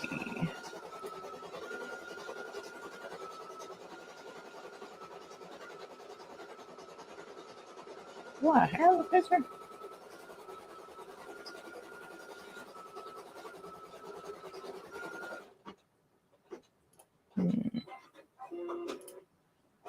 I'm gonna have to find one. All right, so now we need to change the thread so that her name will be stitched.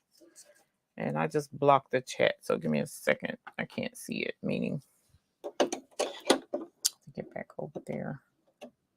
If anything is being said, it may not be.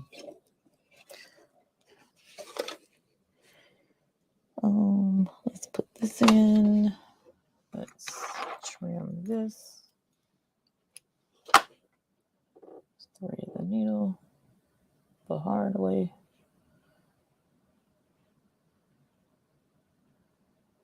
Nope, I cut it wrong.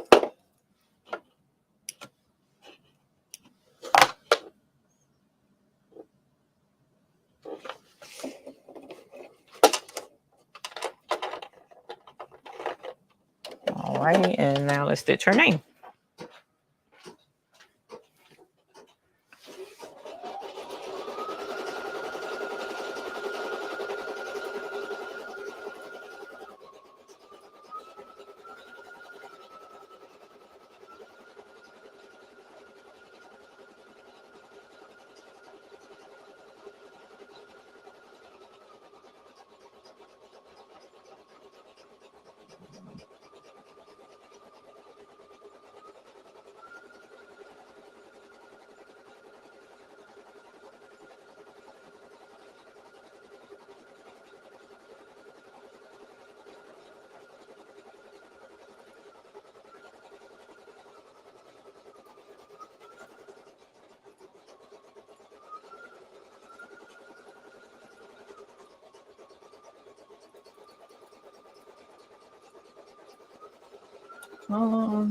Let's see, her mom. Better.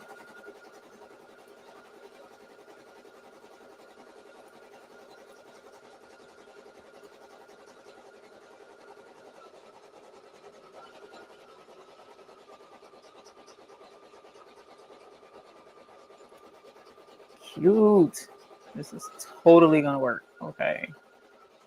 So let's do that. And then let's do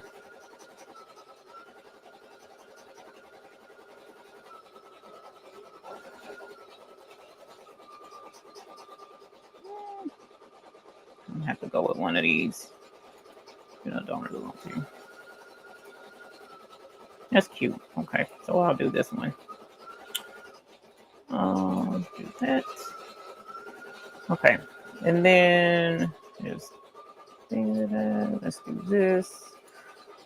Y'all gonna trip out when I do this. Show you what I'm about to do. This is crazy. Something cool you can do.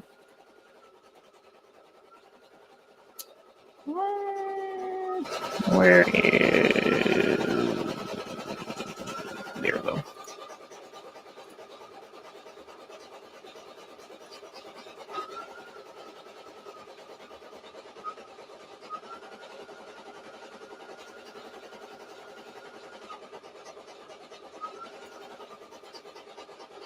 This is crazy. As crazy as it gets, y'all. We finna just crazy.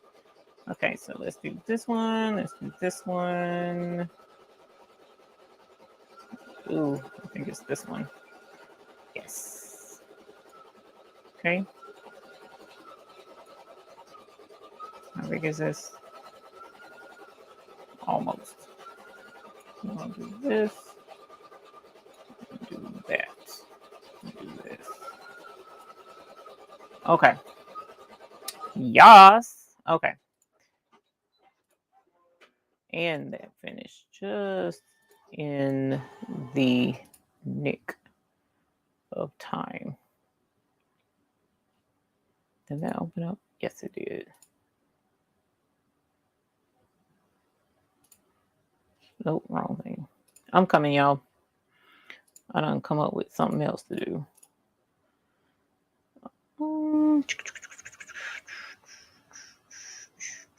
Is it? Yeah, it should be hooked up. Nope.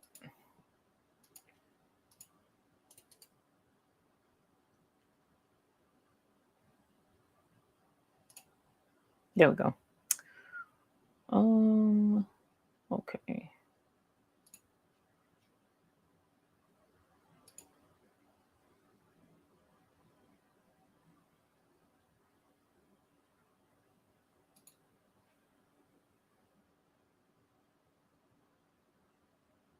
Let me see if it pops up. Well, sometimes it pops up and sometimes it doesn't. I ain't figured that out. Oh, there we go. Yay! Okay. Oh, so let's do that. Okay. I'm gonna show y'all something in a minute. Okay, so her name is done. So now all I have to do is cover the rest with terry cloth. Let's see, is this long enough? This might not be long enough. I think it is. I'm taking a big chance. And I don't particularly care to take big chances, but let's see. Yeah, I'm gonna take it anyway. Okay. So we're gonna stitch this out. And then meanwhile,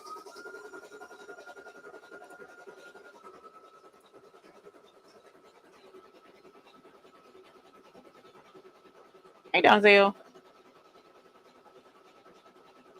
what color am I gonna top stitch, Karen? Probably white.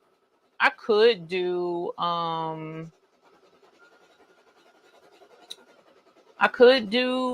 the same color as her name. That would be a nice detail. It really would, actually. That would be a really nice detail. But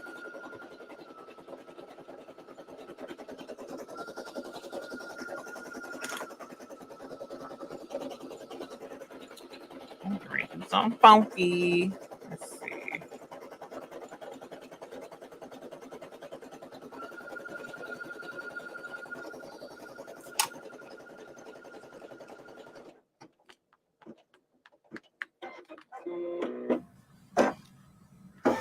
And that's it.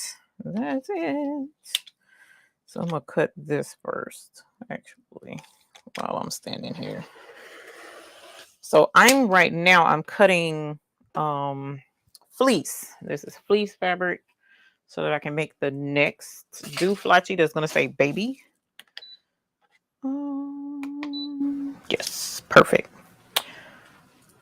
All right, and so let's say okay. And for the time being, I'm going to push this back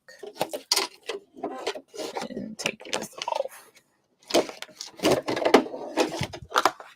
Okay. And I guess we're going to be on a little bit longer because I got a really good idea. And I don't wish to, I want to see it come to fruition.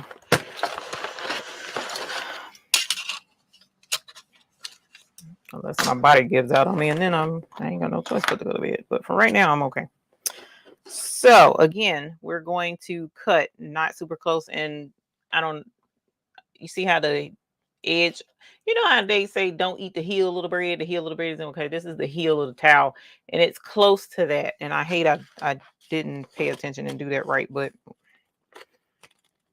I'm gonna have to take a chance on that. All right, and so let's go around the edge. And again, you want to go parallel a good 1/2 inch away from the stitch line so that the towel doesn't shred. Although, usually though, Sheila, when it, like Sheila was saying, and it does make sense, when you do the top stitching, it'll help keep it from fraying, or shredding. But, the other thing to that is usually when it shreds, it's not during use. It's usually when you're trying to turn it inside out, which is the other reason why I'm like stitch away from the, cut away from the stitch. So that when you go to turn it inside out, all that tugging and going on that you're doing when you're trying to turn it inside out, it'll tear the whole thing up. And just your finger push through, you be mad, wanting to fight people, whole nine. Okay. So let's turn this inside out. And then, you know what, Karen? I just might do that. But I'm going to try something too. Y'all, I got an idea. Give me a second. I'm going to show you what my idea is.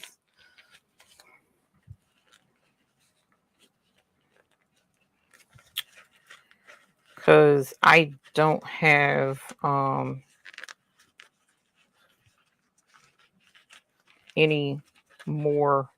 I probably do have some more flannel somewhere. I just don't know where it's at, or I've given it all away. One of the two, because I've been trying to clean out and stuff, or it's in storage, and I hope it's not in storage, because if it's in storage, then that means I pretty much need to get rid of it.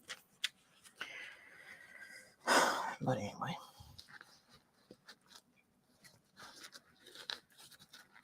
Shove, shove, shove. Push, push, push. Pull, pull, pull. Make yourself some room so you can get it in there the rest of the way without fighting too much.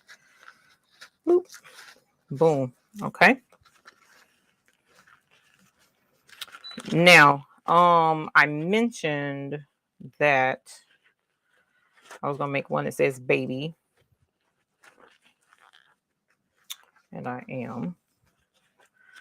But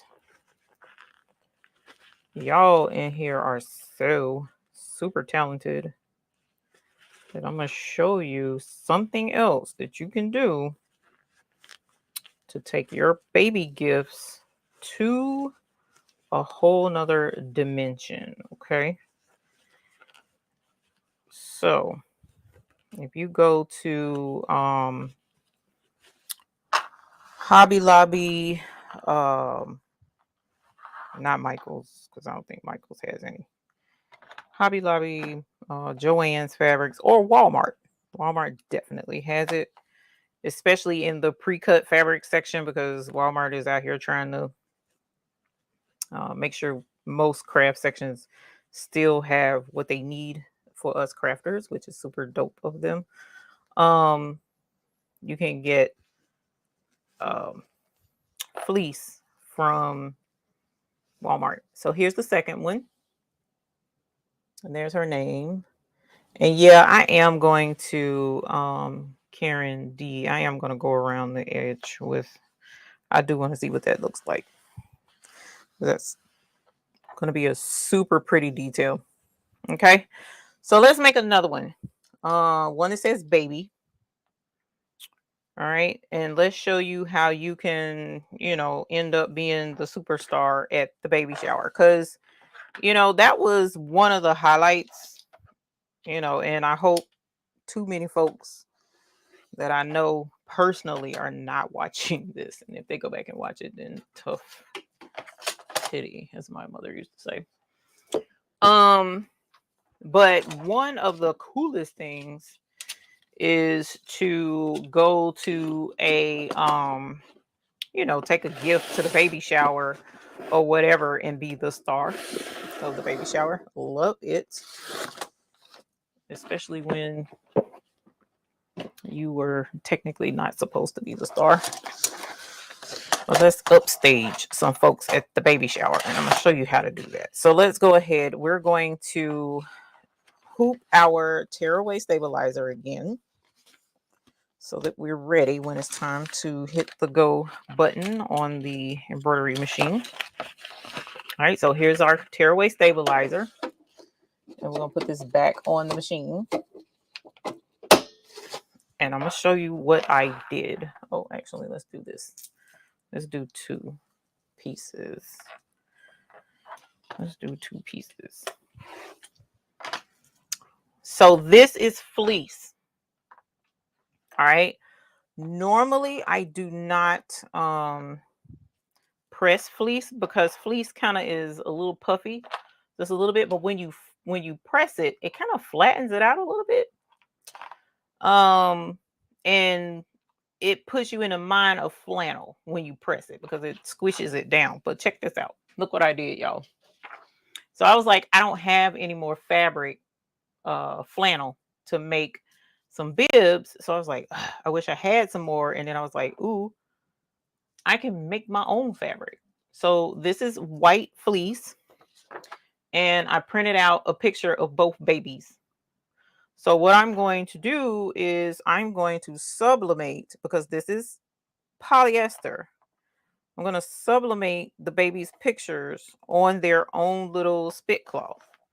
And so when I take this to, say, for instance, the baby shower or whatever, even though baby showers are long gone, and your person's baby is probably in the womb usually when they have the baby shower, but I'm just saying you could totally show out and make this for them afterwards or whatever. But we're just going to sublimate the baby's picture on there. Hopefully this will work, because that HTV run is only at 40 seconds, but it's flannel, so it should be okay. And this is Liliana right here. This is Elijah. This is Liliana. So I'm going to put this on the heat press. Actually, let me get some butcher paper. I'll put this on the heat press and let's see how it turned out. Shoot, not with the HTV runs and, the temperature or whatever. Let's do this. Should I do up or down? I'm going to do this one up. I'm going to do this one down. Let's see which one turns out better. All right, so they're on the heat press. Like I said, this one says 390 degrees for 40 seconds. I guess that was a preset thing on this heat press. So we're going to let it rock and roll.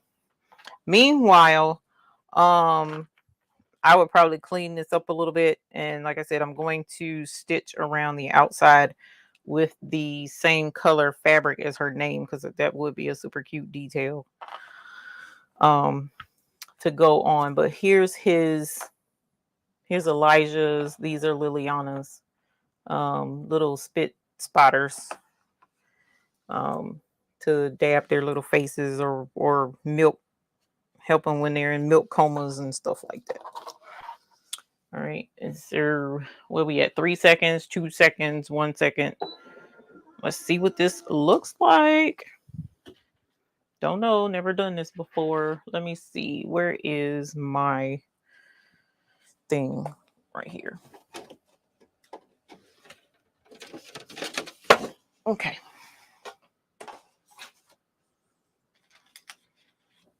Ooh, super cute. I didn't mean for that to come off.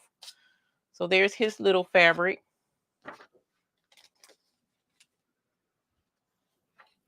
And here's her little fabric. Uh-oh, hers wasn't as dark. So I'm going to redo hers. His, what did I do with his? His, I put,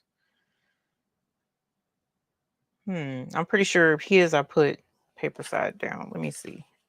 Yeah, I put his paper side down. So I'm going to do hers that way. Cool. So meanwhile, I'm gonna do his, and like I said, see, this was fleece, and fleece is usually thicker, but once you press it, especially at that 390, it flattens it. So it's like it takes away the fleece look and feel, but it feels more like flannel now. So we can definitely turn this into a quilted pattern. Now, this would be super cute if I had clear thread, because the clear thread would, be clear, so it wouldn't distort the picture in any way. I'm gonna try it with this instead of doing black, because I don't want black over his face.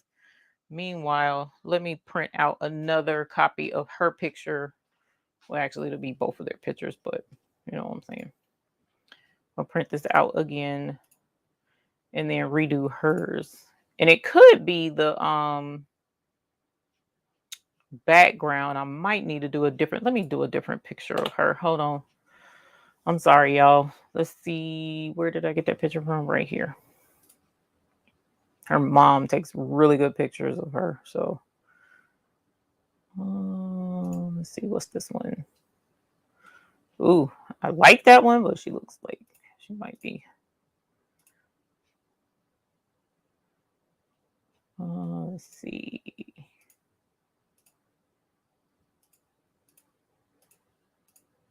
There we go. Perfect. I think. Whoops. All right. Sorry, y'all. Let me add this picture just in case that black doesn't do right. Because y'all know sometimes the black don't ink doesn't behave like it's supposed to. Let me make this a little bit bigger. Okay. Even though that one kind of got a dark background too, but you know, it is what it is. Okay.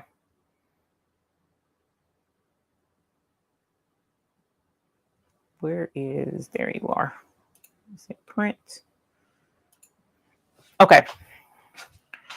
So while hers is printing out, we can go ahead and do his. Sorry about that. Okay, so this is him. So let me come out and go to his.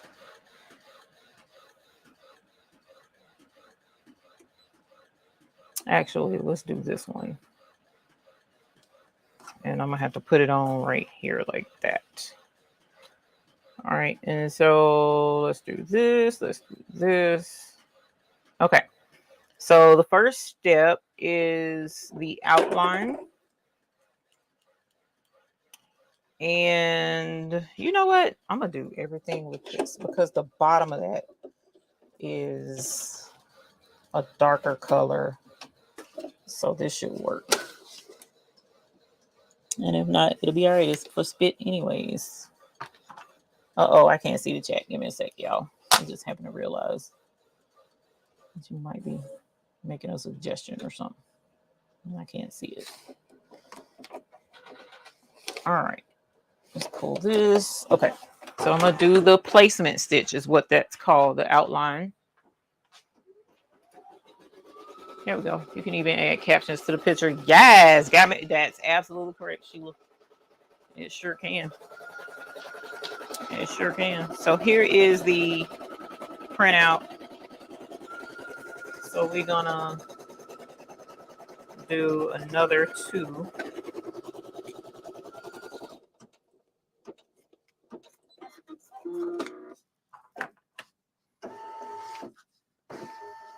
Hopefully that's big enough. Okay, so now that this is done with the outline, we're going to add the batting. Uh-oh, you know what? I about messed up again, y'all. I slid that thing back and didn't slide it back forward. It don't look like it threw it off, so that's good.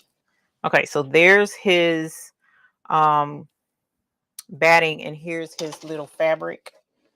So let's put his fabric on there, and hopefully that's wide enough. Let me look and see. Yeah, it's barely wide enough. Let's see on this side. Yeah, okay. Let's slide it over just a smidge. Okay, all right. And so now I'm going to do the quilting. I probably should have used a darker thread, but we'll see. We will see.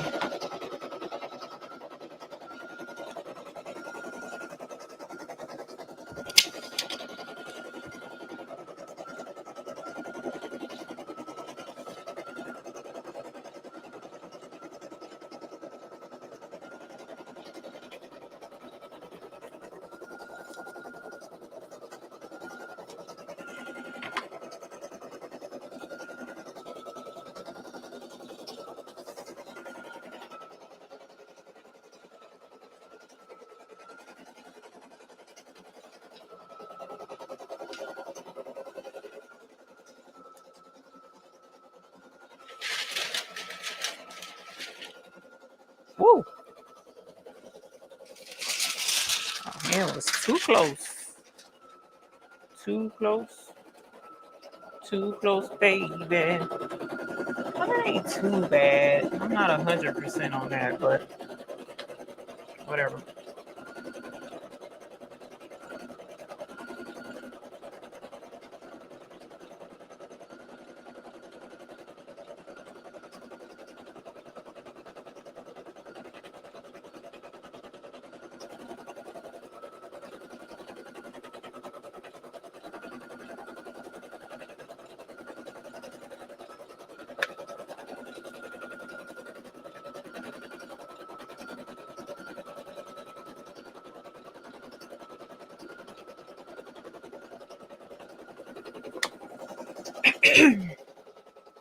Excuse me, y'all. Sorry. Let's see. Oh my god, that is super cute. Excuse me. That worked out perfectly. Oh my god, now I gotta do both of them. Look at that. That turned out super cute. Okay, so now we're gonna put his nickname on this one. You know what? Should I do it? Yeah, it's too late. I don't already started. Whatever. It turned out adorable. I love it. This is such a cute concept. I like how that's gonna turn out.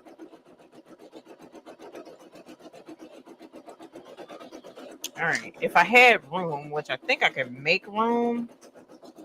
Let me see. Slide that over some. Grab these and put these right there. Move this. That turned out so cute. Oh my gosh, I cannot wait. Okay.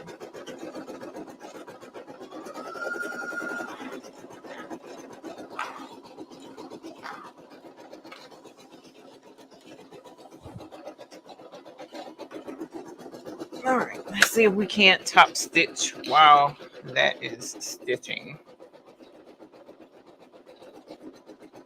All right, so here is the thread we used. Almost broke my darn sewing machine, looks like. It sucks.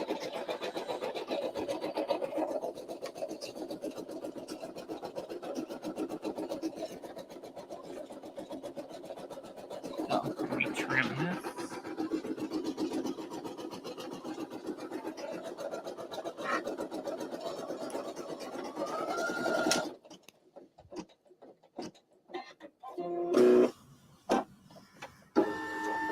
Oh, it did it as two separate things? Oh, I was going to say. Digitize that together. Alrighty. Actually, we'll start right here this time.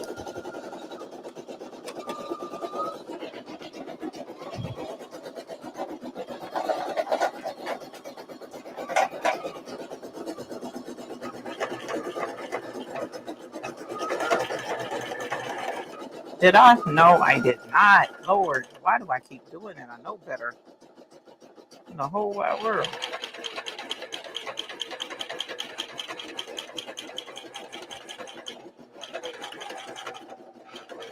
Any other machine with a bird nested, but this machine, this sewing machine so old, it's like, whatever. We already knew what you was trying to do. I appreciate that. I hope this machine don't ever break. If it do, I'm going to be on the hunt to find me another just like it. It's an old singer.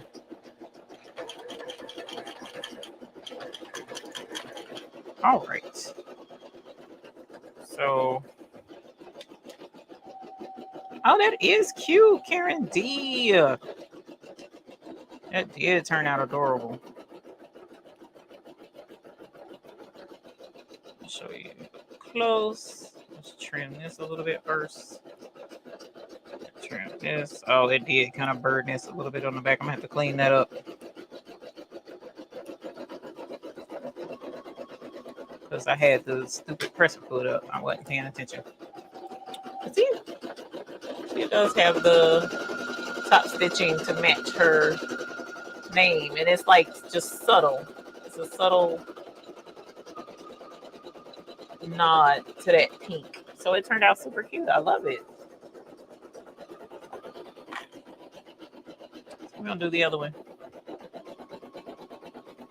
Thank y'all. That was a good idea, Karen. Thank you, ma'am. Because that's adorbs.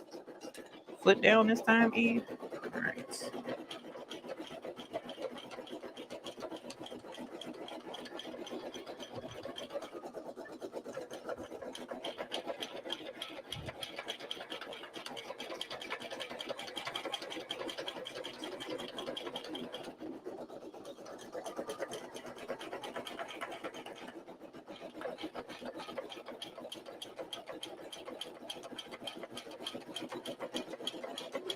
Easy does it, easy does that.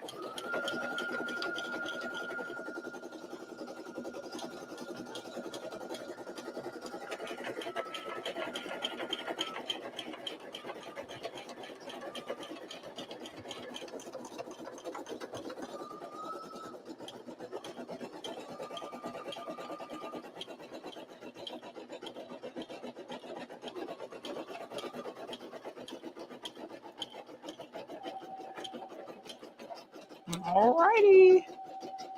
That is this one. Yay. These are super cute. All right. Let's put that back down. Just trim up these stitches, or threads rather.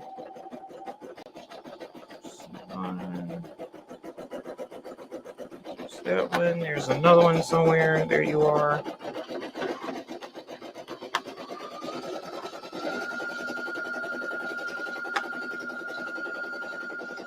And there's the second one. Super cute. So we've got two for her.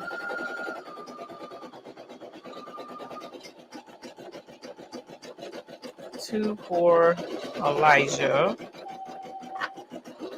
It's adorable, y'all. So like they can, like I said, these are just super cute for cleaning up puke. Like I had to clean up today. All right, so this is almost done. You'll see it's taking a little bit longer because of how I did his name with this one.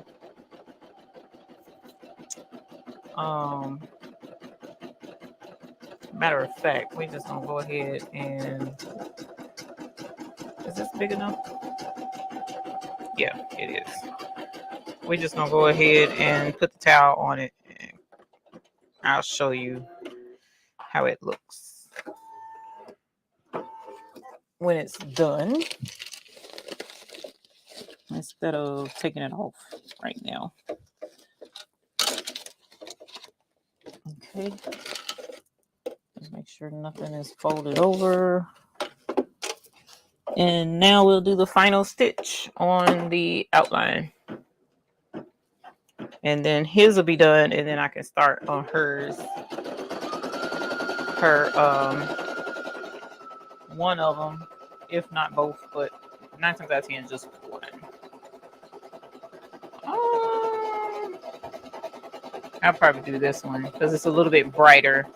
I'll do that one a little bit later if I get the chance to do it.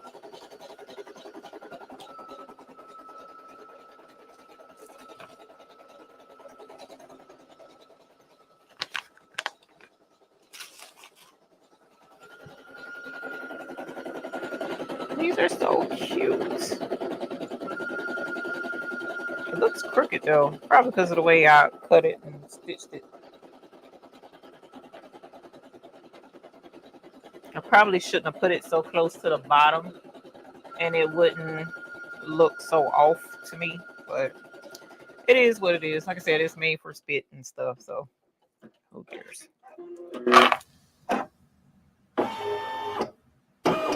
Okay, so let's take this off because we're done with this. And before I cut that, I'm going to go ahead and get the next one going.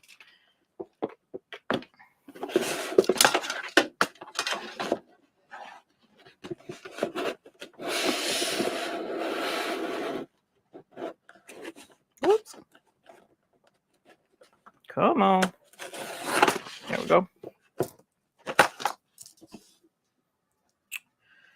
Let's put this over here.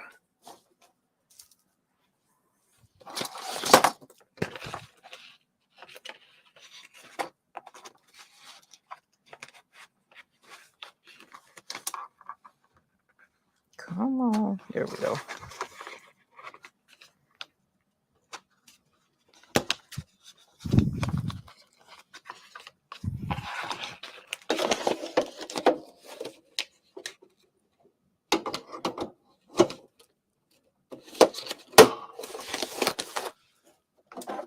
All right. And so that was his. So let's go back out and get hers again. Let's see. I think this one was hers. Oh, it was supposed to say baby. I'm going to do the one that says baby.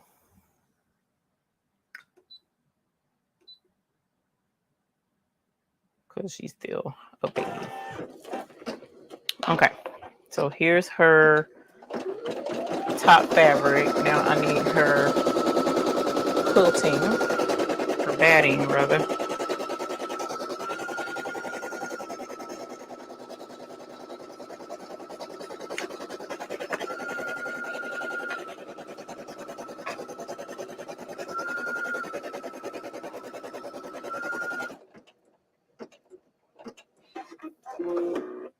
Okay.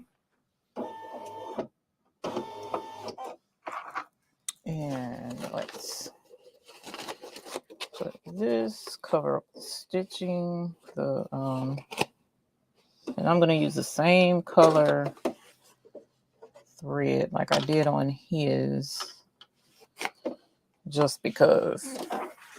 Let me make sure this is covered up right. Yeah. All right, so while that is doing her stippling, let's cut this out.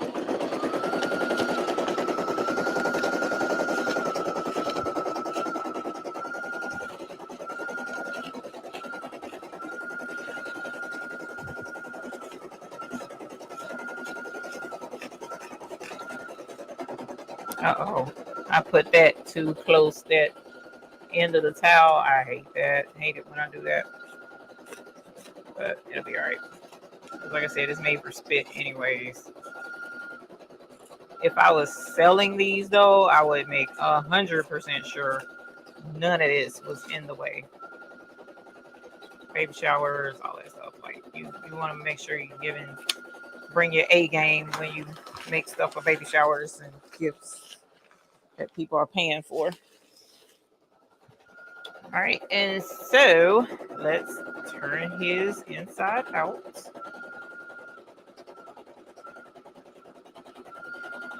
It was the stippling stitch already in the computer program. So this is a design that I made. So I put the stippling there. So no, it's not already in the program. I made this design. So I made the stippling. Some digitizing, like the good digitizing programs, should have a stippling feature, quilting feature, so you can probably find it in there. But like if you're using just an editing program like Sewit Pro, you would not be able to, you could delete the stippling that I put on here and just eliminate that step altogether if you wanted to with the software program, but you wouldn't be able to like recreate my stippling because that was done in a different program. You're welcome, Design with Love. Okay, so her stippling is done, and so now it's going to stitch the word baby, and I'm just going to use the same color thread.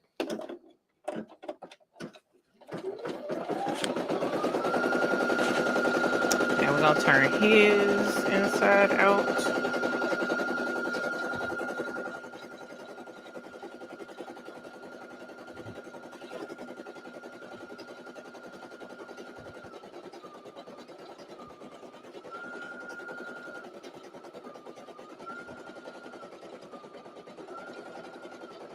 Oh man, and I'll show you why. The other reason I don't like that towel heel. Stupid thing, but that was my fault, man. Stupid. I was the one that did it. Whatever. Like I said, it's for spit, so I guess it don't really matter. All right, so number one, when you have that ridge of the towel, it creates extra bulk, and you see the edge of the towel shows right there, so that kind of sucks a little bit. But I'm gonna show y'all this here in a second. Right. Oh, it's super cute. Look at my Mama gonna have a whole fit when she sees this. Okay, so this is one with his picture. How cute is that? And that's his nickname. His nickname is Bean. And I digitized a little bean on his. I should have did an outline around it. That would have been even cuter, but that's his. That's his little spit claw. So everybody knows whose baby this towel. This is. It's a I call it a spit. What do I call this thing? I've been calling it all night. I'm starting to get tired, probably, which is why my brain is starting to not work. It's a spit spotter. It's a spit spotter, is what I've been calling it.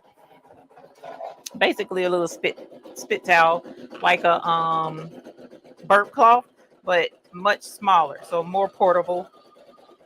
This is just the wipe up spit, because like I said, I thought about it earlier today when I was watching the baby, and he threw up on me, and I was like, oh my God, Eve, you ain't even made the baby no burp cloths yet, or drool. Yeah. Because usually I make the grandbabies a matching burp cloth bib set, and I do it in the hoop on the big embroidery machine. And so I started out about 9:30 tonight with the sole intent of making bibs and burp cloths for both babies tonight. But then I was like, I got a new 5x7 embroidery machine that I need to do more embroidery projects on. And I was like, but the bib and the burp cloth is way too big for this 5x7. It was like, what can I do for the babies on the 5x7? And I was like, if I had just a little towel about yay big to wipe the spit when he threw up, that would have been perfect. And this would have been perfect today. So now, the moms, I'm also going to go ahead. I'm still going to make the bibs and the burp cloths in the hoop, but now they have a little teeny little portable thing that they can throw in the bag and have, so we've got these. That's for Liliana, and we're doing her picture one, and these are for Bean, so that he'll have his little set as well. And so I'm gonna make bibs and burp cloths out of this fabric to match. And I have the cotton for this pattern. I don't have the cotton for this pattern, but I'm pretty sure this came from Walmart too. So if I can grab the cotton for this pattern, then I'll make binky leashes to match as well. So they'll have a bib, a burp cloth, a binky leash, and now these little spit spotters that I made this today. Made this design today. So, and once I was just testing it out with you guys, because I didn't know how it was going to turn out. So what I'll probably do is once I get a couple of things I'm going to change, I'm going to put it on my website so that you can make them if you want to. All righty. And so that her quilting is done. The word baby is done. And so let's put the towel on top so that we can finish it. Let me get some more terry cloth scrap.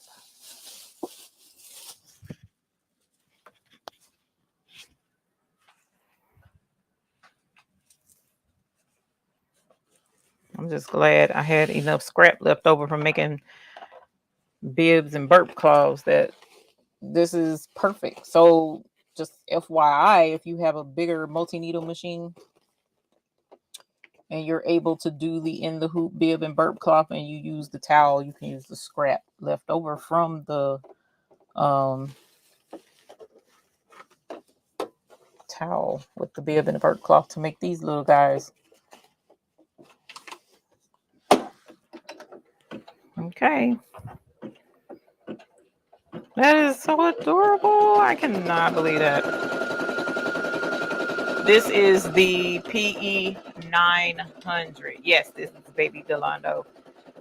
This is the PE 900. It's embroidery only, and I got it from Heat Transfer Warehouse. They sell these now. And hopefully I can at some point manage my unboxing video to show you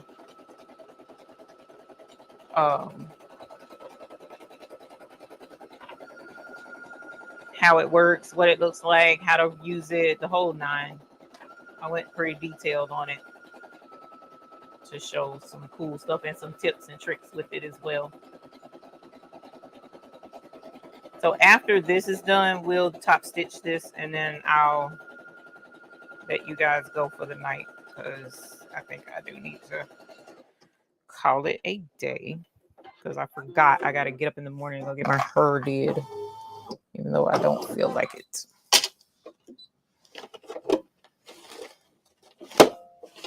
I try to keep the same. I try to keep, certain things.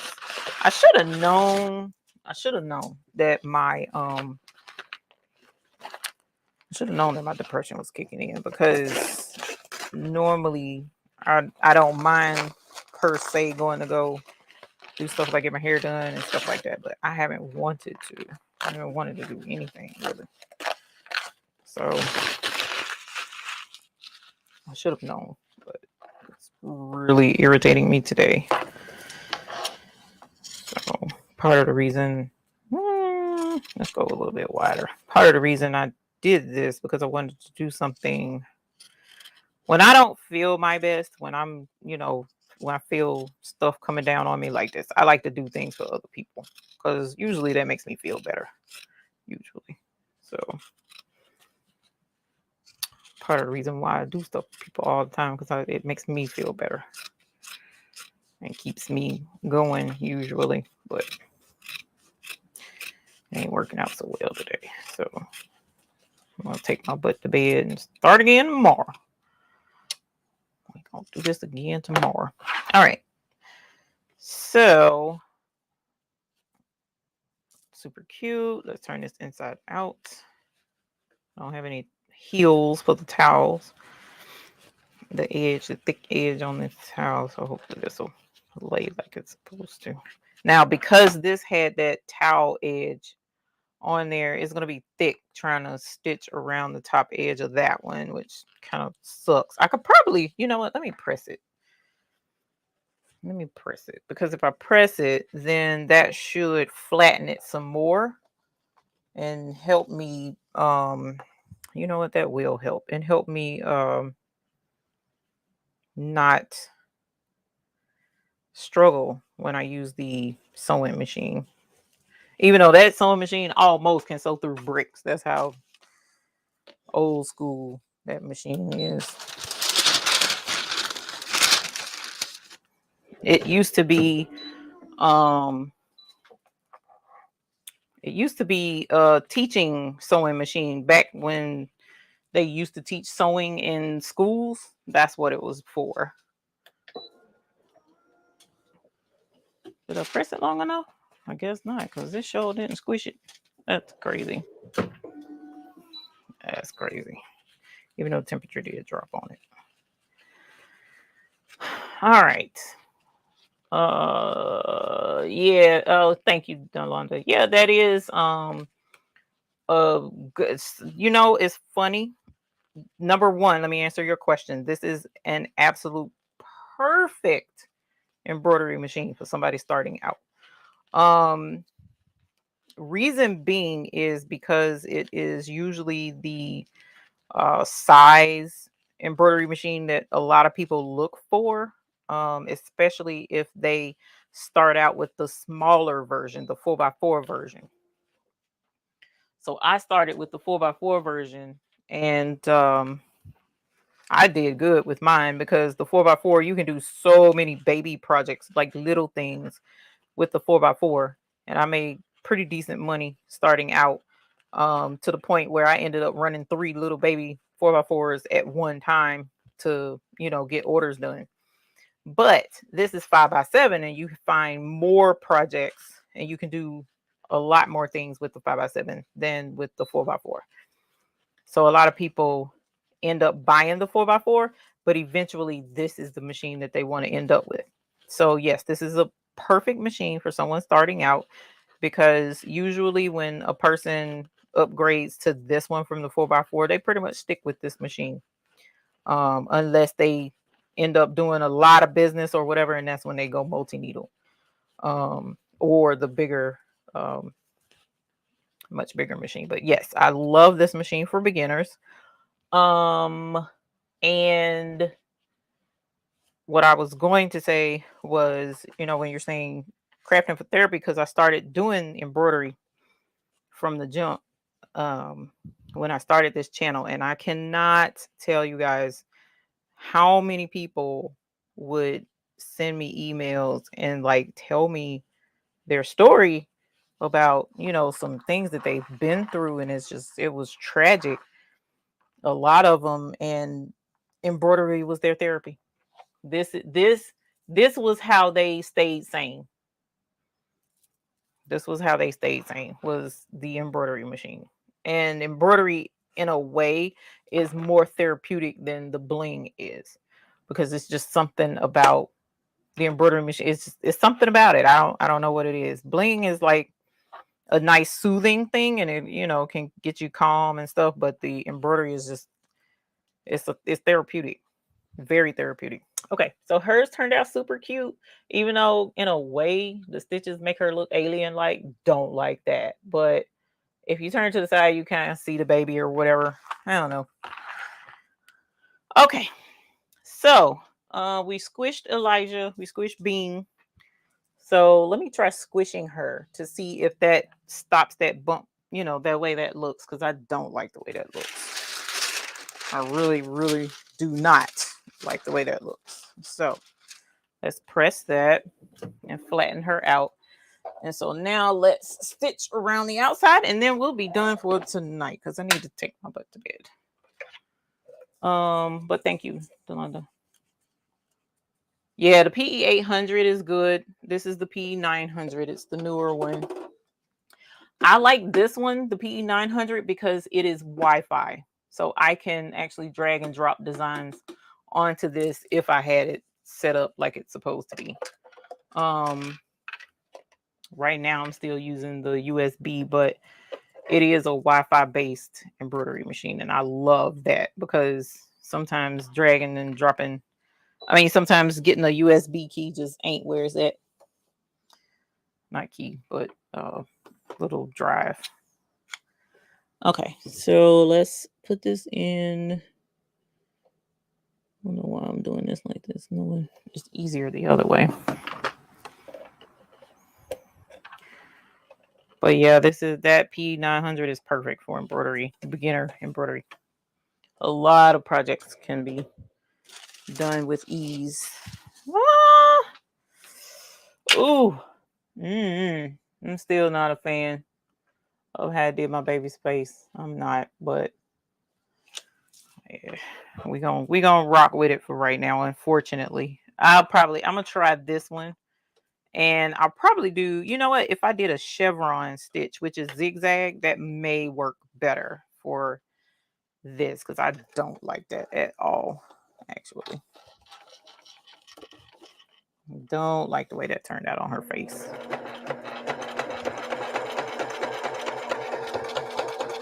Did I do? Yes. Oh my God. That is so annoying. I keep forgetting to take the... Yeah, it's time for me to go to bed. How do you forget to put the foot down? What kind of sense? You got to put the foot down in order for it to sew.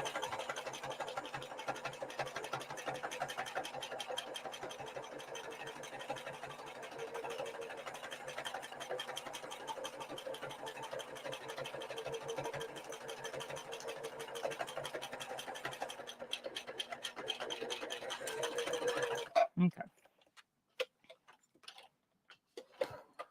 Cannot believe it. But at least the thread is the same color as the back, so you can't really tell.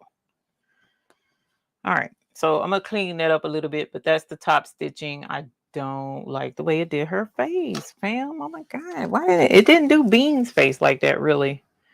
I guess because his face is smaller. I don't know. But whatever. Okay. So let's do this last one, and then we'll be done. And I appreciate y'all hanging out with me, keeping me company. Like, yeah, let Mr. McQuackins know that I need intervention. All right. So, boom. Perfect. Oh my gosh. Nice. Okay. Alrighty. And then, like I said, tomorrow, possibly depending upon what time I get done with my hair. I'm glad I made a hair appointment. I didn't want to, and I made one not knowing how it was going to be tonight, not realizing that this was going to be like it is tonight. So I have to get out of the bed tomorrow, but otherwise I probably will stay in bed. So there's Bean. That's his, that's my grandbaby's nickname is Bean. That's Bean's, little thing with his name. And this, the same baby, Elijah. I'm sorry, should have said Delando. That's probably what I should have put on there. So these are his. Okay. And then this is Liliana's. And oh, sorry. And you see it says baby. I'm put baby down there. So that's super cute. And I got to trim those stitches where I had the foot up. And then here are her two little ones. So she has 3 and he has 3. Super cute. They turned out adorable. So yes, hopefully you guys that have a embroidery machine or thinking about getting an embroidery machine, especially if you have the 5x7. Now I don't have it now, but I'm going to make it where there's a 4x4 version. So now imagine you saw what I went through with 5x7. So a 4x4 is even smaller. It's going to be a lot smaller of a little square, but it'll work to wipe, little spots of drool or something like that. So this is, I'm going to edit the design. I'm going to keep this one, make a couple of edits, but then also make another 4x4 version. And that way those with a 4x4 embroidery machine can do this too. But you saw that was cool to sublimate my own fabric, right? So you can, even if you don't do the baby's picture, you can do go on like Creative Fabrica and totally find a super cute border background fabric picture, like a background picture, repeating pattern, something, and make your own fabric to go, like, because some people have crazy, no, I'm saying crazy, but it's not really crazy, but some people have themes that you can't find, like say for instance, the baby's mom likes squids and she want a squid baby shower. Where is you gonna find a squid baby pattern in a store? You just not. So you can go on to Creative Fabrica. They probably have a squid, cartoonish looking squid background, something or other, and you can sublimate your own fleece fabric and make it, once you sublimate it, it's super flat, so you can turn it into your own flannel, so to speak. And that's what we did here. But this fabric I got from Walmart, and this is flannel. Sorry, this is flannel, but this was fleece. Okay. So yeah, hopefully you guys enjoy that. If you do make some, although you can't make it until I post it, huh? I'll let you know when I post it. But meanwhile, let me know in the comments below if you have an embroidery machine, a single needle small embroidery machine, or even a multi-needle machine. Who has an embroidery machine in here? Let me know, and what you have in the comments below the video after now, or even after the live. I'd love to see the comments after this is done. So you guys have a great night. I am going to turn it in so that I can go get my hair did in the morning. And love you guys. Thanks for hanging out with me. Have a good night.